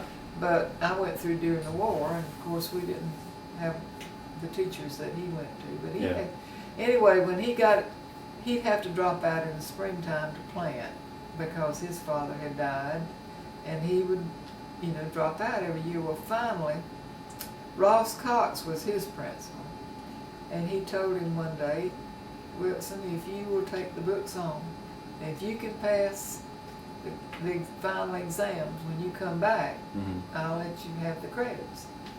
Well, he did that, and then Clara by that time, his mother was a teacher anyway, so she was an elementary teacher, and she had a musical background. I can remember seeing her playing the pump organ at church. But anyway, Clara told Wilson, and I don't think Clara had finished high school either, I'm not sure, but anyway, he said, let's go and take the teacher's exam, because we might be able to pass it. This is one they had, when still 11th grade? Or? Yeah. And so they had certain grades that if you passed certain amounts of it, you got a 1st grade certificate or a 2nd grade certificate or something like that, which meant, I don't know if it meant more pay or what, but anyway, Clara made higher than Wilson did. And I don't know, probably because he didn't have to drop out of school like Wilson did, But anyway, they made that certificate, and Wilson got a job in Bay County, 4-month school at a place called Bayou George, and he and his mother moved down there, and they got a room at some lady's house, and Wilson said that's the first time he'd ever eaten oatmeal in his life, that she served breakfast, Well, he got to that school, and it was a 1-room school for 4 months. And he taught. And he taught. Lord knows. He said he had them reading and doing all kinds of... But anyway, he had no sooner gotten down there that one of the trustees looked at him, and of course, he was small. I noticed on his discharge he didn't weigh but 120 pounds. 120 pounds. He came out of the Army, but he was small, and this trustee told him, says, well, we've run off the last 3 teachers, said, I don't know how long you'll be here. Well, he made it the 4 months, Yeah. but he began looking for another job, not to go back there. Right. But, and then he, Any idea how many students he had, or? no, I don't know. Yeah. But But he was looking for something else. yes, Okay. and he made it, those 4 months. But then he got a job at somewhere else in Bay County. I don't remember. Anyway, he got $45 a month, and that was just wonderful, you know, yeah. Because during the time that he was not going to school, he dug ditches for the WPA for 50 cents a day and things like that, you know. It was hard times. Sure. But, and I didn't put in there that he won that trip to Washington, D.C. either, and that was in 33, you know, the picture in there. What grade was he in when that happened? I don't know. Yeah. But So that was was his through the education. 4-H. But his educational background, that's kind of how he got Right. in that. But the when he won that trip, that was because of an essay and of course his 4-H book, you know, that he, Kept on his farm. right. Okay. But he raised chickens, and he and Wilma worked together on that. I think he said the eggs went down to $0.05 a dozen. A But- nickel a dozen. Right. Wow. But they were, you know, anyway, when he won that trip, Mr. Douglas, I think his given name might have been Archie or something like that. He led a group of the citizens in Chipley to make up some money to buy him a suit to wear to Washington, D.C. And then Wow. he rode the train to Jacksonville and had to change trains, and then he went to Washington, D.C. But the banker from, I guess the Barnett Bank, they They showed him around the bank. They were the ones sponsoring the Florida Right. delegation, His I guess. expenses like that, but he just didn't have anything to wear. But Wow. anyway, that How was, nice. you know, through the 4-H, he would win these short courses to the University of Florida in the summertime. And that, Oh, you know, okay. that That was a big exposure, I guess. it too. was, that stimulated him to want to get an education. Uh-huh. But going back to his finishing high school, you know the story about that. And he started on Monday after getting home out of the war on Friday. Okay, so he just so And Monday he caught the bus from where? well, from his home, he went back to live with his mother and Wilma and Russell. Okay, And and that is that the house that was by the log cabin? Is that it? yes, yes, Okay. yes. And he, and that was one of the provisions that Russell offered to him. If he'd just take that job, he could ride the school bus. Russell Simmons. Right. Okay. So he did that, and of course, you know, I was in the senior class. Well, you know, he couldn't look at me.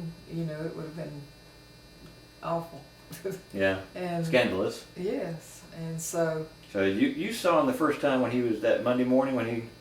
caught the bus. It was the same bus that you were on. Oh yeah. You were on the bus when he got on. Oh yes. Oh, you saw him get on. Oh yes. Okay. And of Did- course, did he- Mama was on the bus too because she was running that little store. Now, did your mother see what was going on? Oh yes, but she was, you know, she realized that was not to be and didn't want it to happen anyway, you know. Well, what did she do? Well, nothing, but we didn't date or anything. You know, it was at the end of the year before we ever dated. At the end of the year, being In May of '46. so that when That you was were October '45. okay, so that whole year went by. He was my teacher, but I made some C's under him. Did you? I did. Now when did he first call on you, or Well, how did it turn into a relationship? it was toward the end of the year.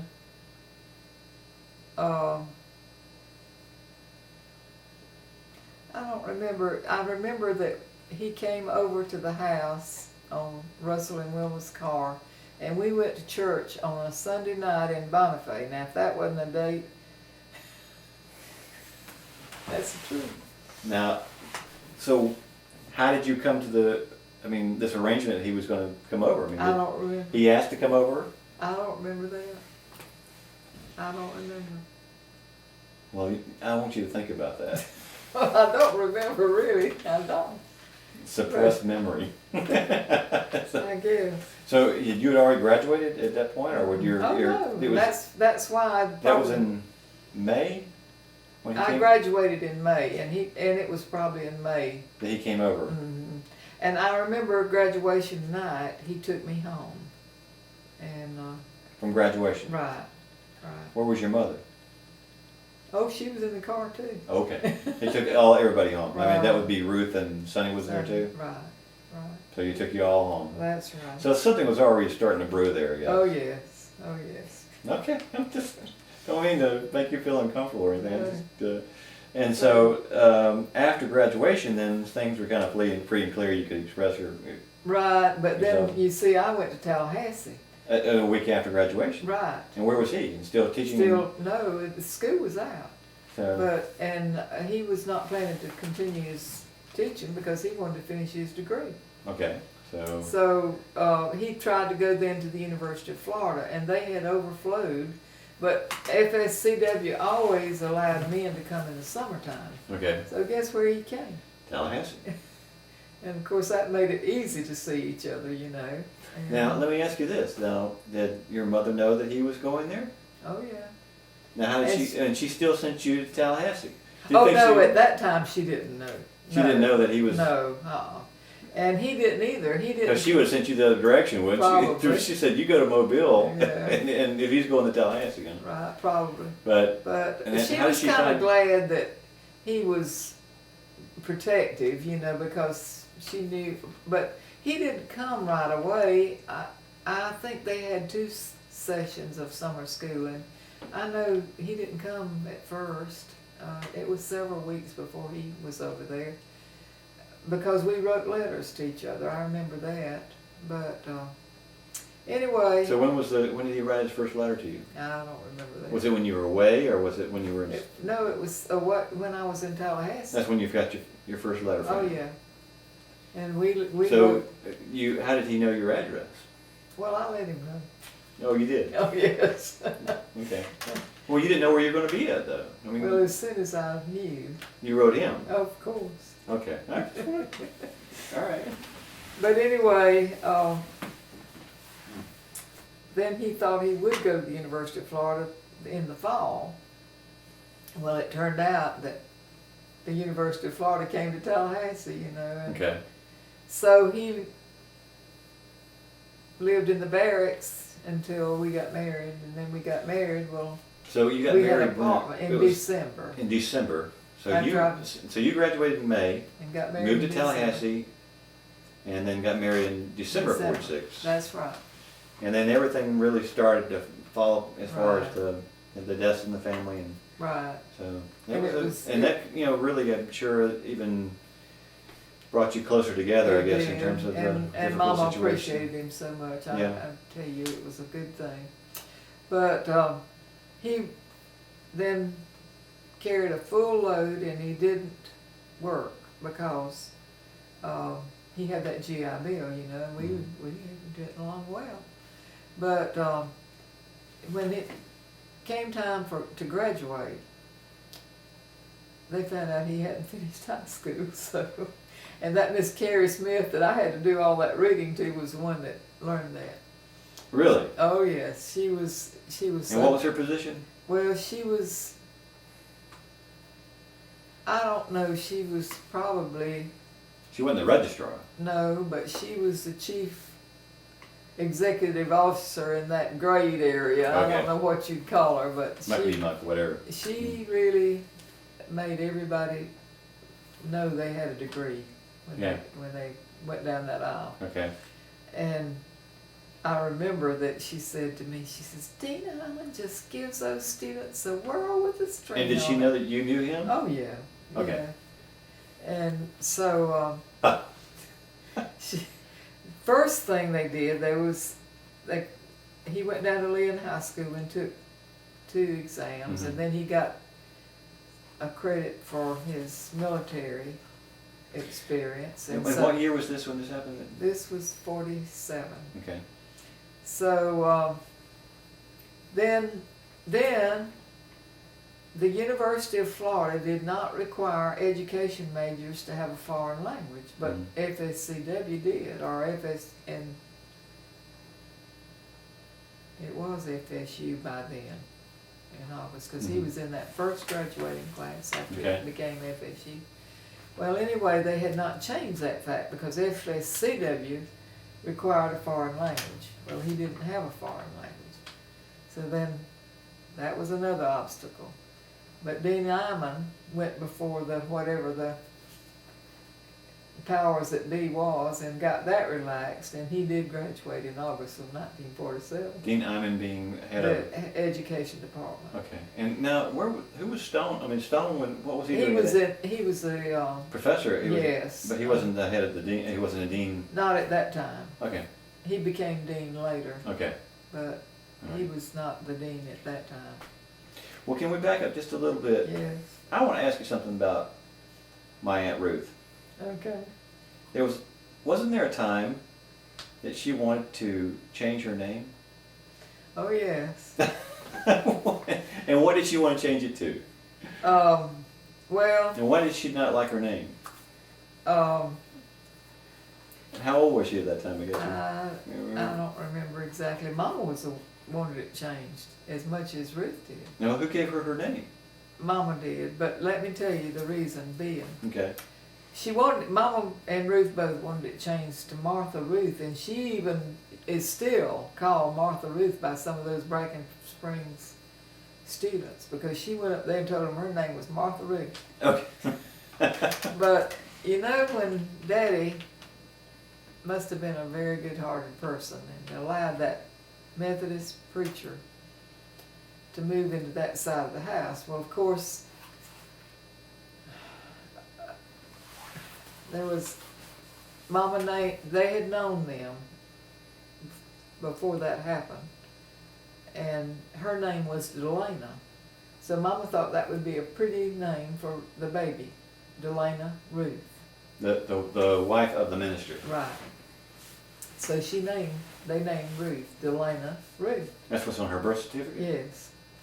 Well, when they got in that house together, they were kind of overbearing. I can remember that he would come in, we had a radio, and he would come in and I'd be listening to Little Jimmy. And you would be? Yes. Little Jimmy on the radio? Yes. And Little Jimmy was? He was a singer of some sort. Okay. And what kind of music did he sing? I don't know. Probably cowboy music, I would think. But you might be anyway, somebody danced it. Might be. But that time the Lindbergh baby event was taking place. Oh, okay. And Mr. Quentin would come in and turn it on to get the news about the Lindbergh baby, and I did not like that at all. He'd turn off the music and listen to the news. Yes. Well, that was one, and of course Mother and Daddy'd be at work, and Mother didn't, she was busy with nursing a baby and taking care of the babies and all that, and it didn't bother her, but there were little things like that right on. Mm-hmm. And then when the weather really got cold, he was not able to milk the cow and do some other things that he'd promised to do. Mm-hmm. So when all that happened, Mother she really had to work through being bitter to them, because they kind of infringed on them, and she realized it, you know. Yeah, it hit her then, I'm sure. Yes. And so Martha was my father's mother's name, Martha. Right. And Mama said they had talked about naming her Martha Ruth anyway, and they kind of decided on Delana because they thought that was a pretty name. Mm-hmm. You know, it is. Yeah. But anyway, that's the root of that. But Aunt Arvy's daughter has named her, she has a daughter named Martha. Mm. And did she write in that letter that she went to the courthouse and had her name changed to Martha Joanne? Or added? Is that what she wrote in that letter, that email? Anyway, Martha's been part of them. But Aunt Ruth and grandmother, your mother, did not actually go through with the Oh no. formal name. Oh no. But Ruth did tell the people up at Bracken Springs her name was Martha Ruth. That's right. Martha Yeah. Ruth, okay. Yeah, right. And it's kind of Now, funny. when did she decide just to stick with Ruth? I mean, that was, I don't remember. I never did call her anything but Ruth. yeah. And Mama either. I don't think she ever called me Atlanta Ruth. Now, Ruth is how many years younger than you? Nearly 3. 3 years, and then Yeah. Sonny was how many years younger than Ruth? Nearly 3, I think. Okay. Uh-huh. Now, when Ruth graduated from high school, did she go to Washington D.C. that immediately, or when did she? She took a She job went with the to- FBI for a while, didn't she? Up Yeah, there. she did, but she went to Chipotle first. Okay, so she got some college time in, Right. right? And she, when she finished high school, it was the year before we came to Vernon. And That would be we, 47, 48, or 46, or no, we came to Vernon in 50. 50. Okay, all right. Because that's right, you were in Glen Glen Haven. Haven, 2 years. Okay, right. And we could have stayed down there and probably should have, but your daddy wanted to try his hand at being a high school principal because he'd done a lot of elementary principalships, Mhm. through the years. So he came there with a lot of determination, and we stayed there 7 years. And during that time, he was able to get football, band, and the school listed on the Southern Association of Accredited Wow, High Schools. He really accomplished a lot in those 7 years. it's amazing. I want to show you this though. This is Sonny, and probably the first summer after Daddy died. And that was made up at Aunt Pence's house, and you see Aunt Pensy and my grandmother right there. This is Aunt Pensy here, Uh-huh. and Grandmother right all there. right. So and then so this is Sonny, Right. and This is Ruth. right here. Right. And this is Ida Lee. Wow, I can see. You know, she looks just like Marcia. She does, yes. And that's Julia. That's the first, well, Mama's first cousin. This is Reba, I believe, sister. Mm, And you know who that that's is. you. And that's this girl's sister, Eleanor. And of course, Wow. Ruth and Sonny. But now look at this one. That was made later. You see, Sonny had grown. Yeah. But Now- look at Ida Lee. She looks just like she did, doesn't This is I yeah, believe. I believe. And that's you. I think so. Yeah. I think. And so this would be Ruth. Right down here on front. On the front. Oh no. Let's see. This is Eleanor and this is Ruth. Yeah. And me and Reba and Ida Lee. Okay. Uh-uh. Yeah. Well, you got a lot of Kenny in your face there. Yeah. Right. Yeah, see if you can hold that up. I don't know if I can get a close-up of that or not, but I'll see if I can zoom in on it. I mean, Well, we'll just Yeah. have to get a copy made for I it. think you're right. We'll have to scan it in, but oh, I cannot get any closer. Okay. Yeah, here we go. Now we're getting closer.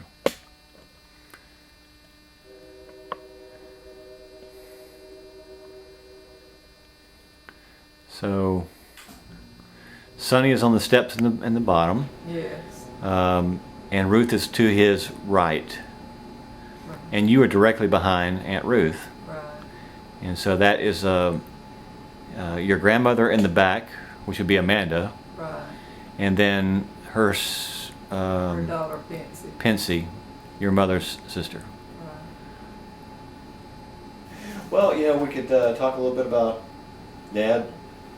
I guess we, his mother and his father.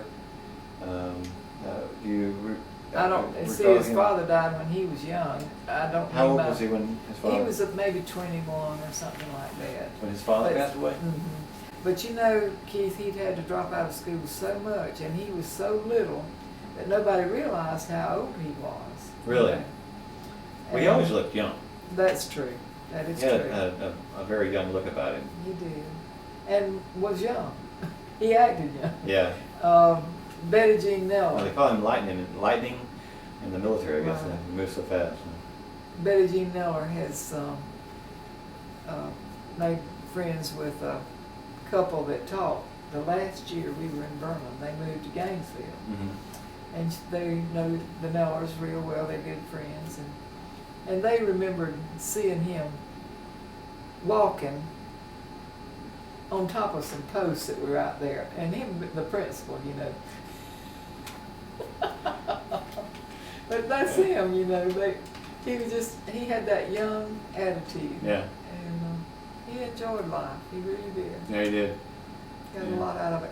And you know, before he died in October, and it was in early September or maybe August, but I kind of think it was September.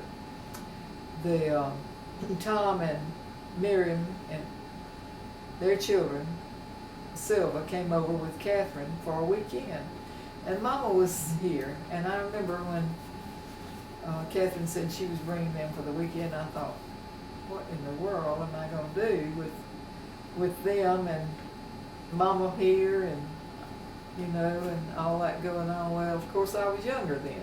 Right. But when Tom got here the next morning, he gets up and puts on his shorts and runs all over Wiggum. And by the time I got breakfast done, he came in and said, well, you have a nice town. Yeah. Well, that was the beginning of his day. And so later he walked down to the woods and saw those reeds. So he and Thomas, his son, went down there and cut some reeds. And he knew a game, played with those sticks about so long. And I've got a picture of your daddy out there playing with them. How about that? And he died within 6 weeks after that. So he just lived it up. He really did. Wow. Life to the full. How about that?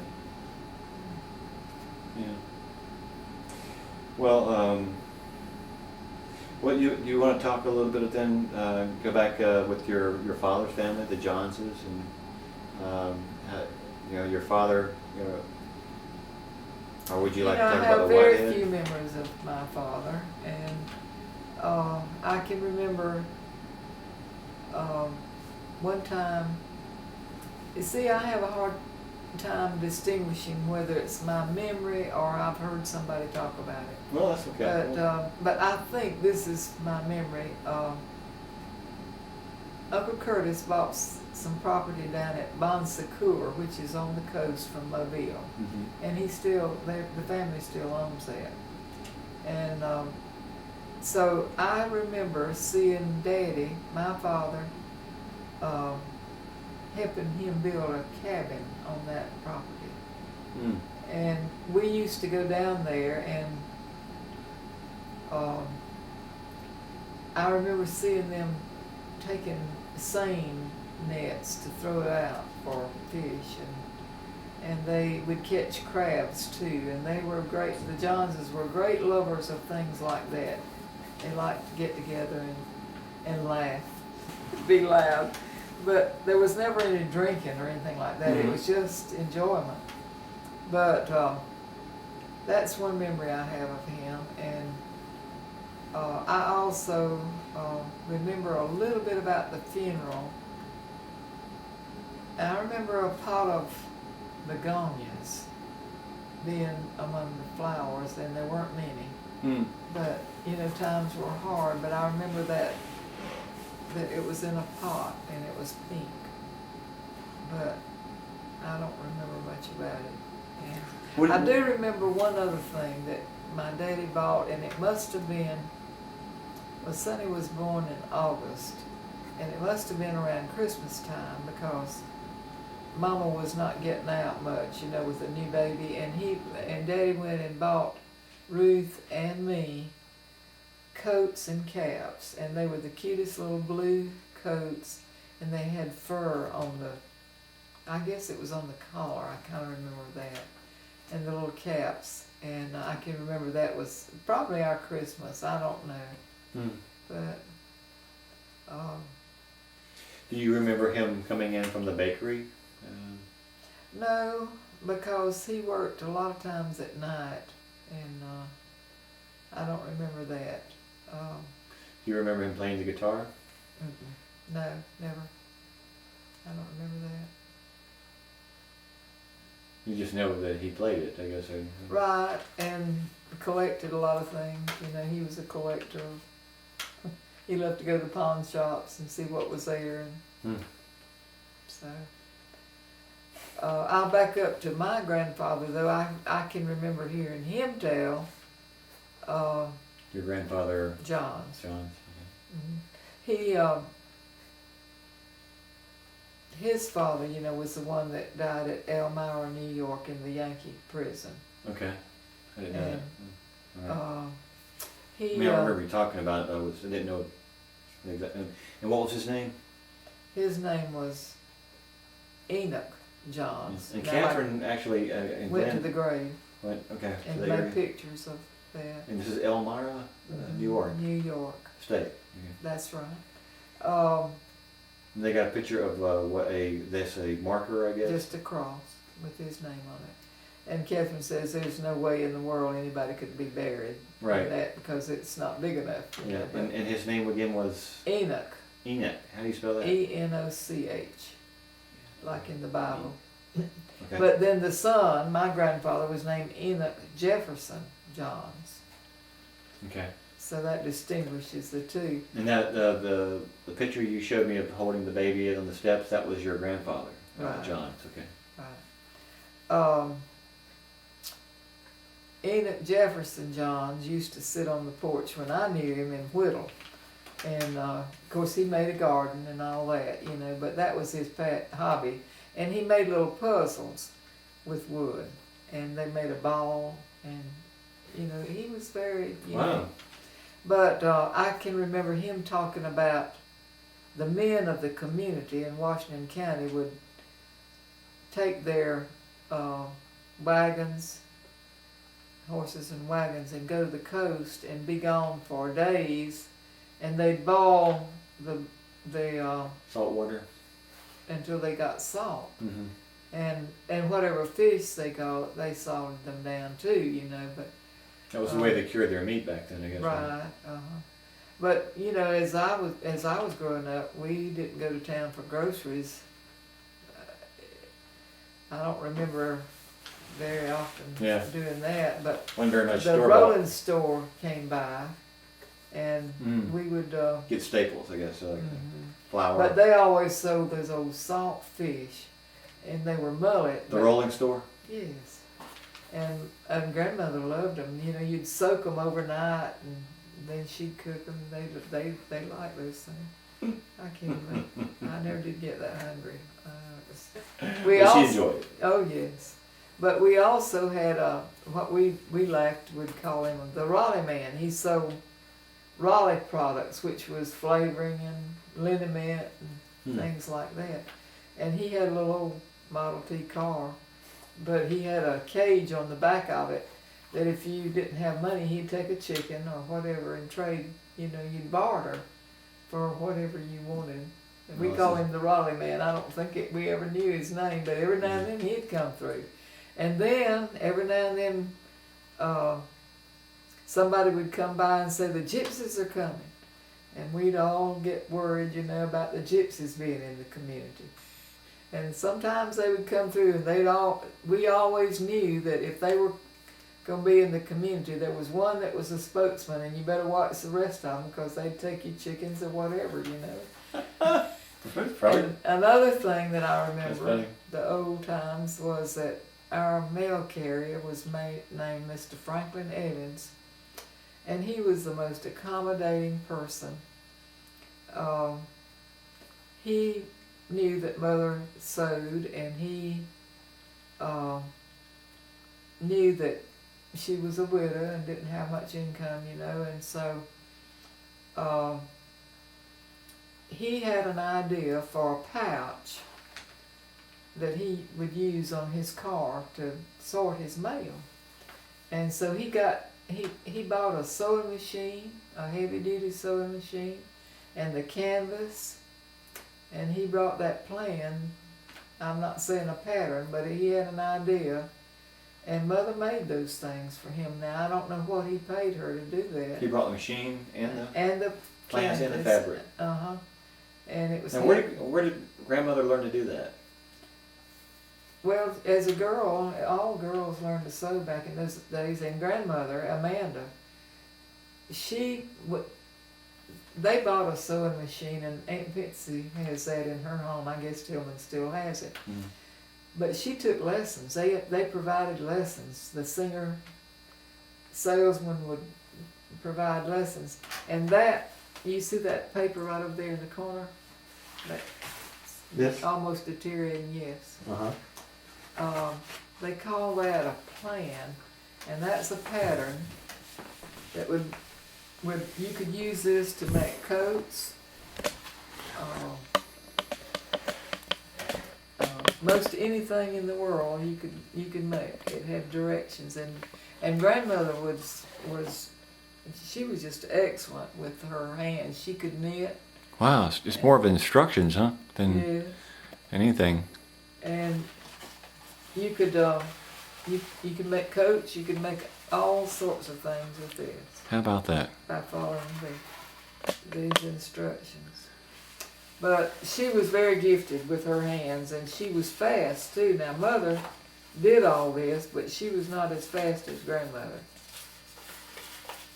So. What does that say? This is what Grandpa got it for his cotton, looks like. Yeah. Something. Cotton, November the 15th. $19.72. $11.94. My goodness, I don't know. And then it's written on a paper that says M.F. Fleming, M.D., and I've never heard of him. But it's Geneva, Alabama, so I wouldn't know. Anyway. It's caught up in there. Times were hard back in those days.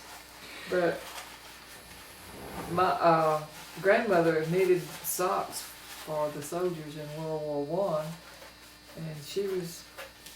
But going back to Mr. Evans, I would tell you this, there were no telephones in the community, and when anyone died or anybody was sick or needed help in some way, he'd write it on your mail. He'd just write it with a pencil on your... Right. That's right. That's right. How about that? Wow. Well, this is not in sequence, Keith, so you'll have to deal with it. You can say that we're Methodists through and through. Is that a program? It's a Sunday school book. And Mama has written on here... We turn it around and show it... It's a 1927 Sunday school book. Yes. Okay. And my mother sent this to me while I lived in Mobile, Alabama. Amanda. Okay. Quarterly method. Isn't that something? Oh yeah, they were all Methodists, and they joined at Pontown. Uh huh. But now, if you'll notice, there's all kind of advertisements in the how to overcome temptation. Gosh, we gotta scan all that, I guess, huh? I don't know. I showed it to some Methodist preacher that was here one time visiting, and he just wanted it so bad I wouldn't give it to him, but I did make a copy for him. Oh, good. I'm glad you didn't.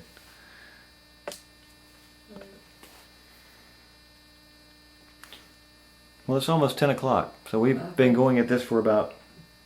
2 hours at least. At least, yeah. It's a good start. Okay. Is this the Bible or... That's the hymn? Hymn book. And whose was this? I'm not sure whether it's Amanda's or Wilson's mother. It's one or the other. No, it doesn't have any notes. It's just got the common meter, long meter, and I don't know what they did when they sang a tune.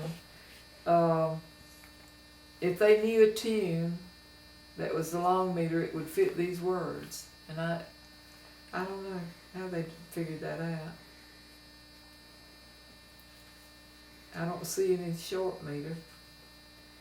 I wish I knew more about that. But here's one that says 6.8. Limits.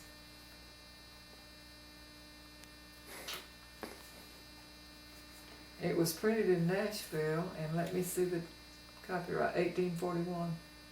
1841. Wow. Mm-hmm. That's before. Gosh. But it's well,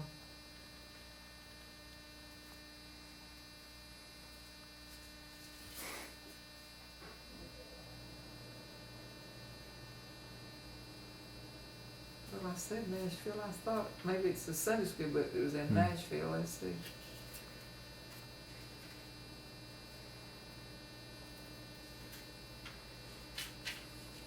No, this was published in Greenville, Alabama.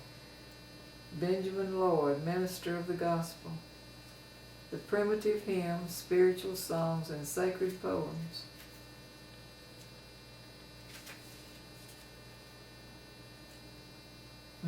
1882 there. And then it says that copyright by the Act of Congress in 1841. Okay. Original, Yeah. I guess. Sure.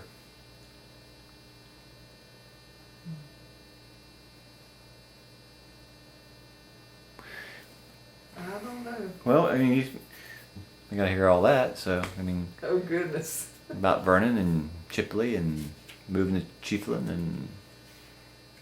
Okay. So, you can maybe write some of that things down during the week and. I'll try. Please May not do. be in there. Well, we haven't gone into the trunk like you suggested. No, we didn't. We'll have to get to that, I guess. Next time, huh? Okay.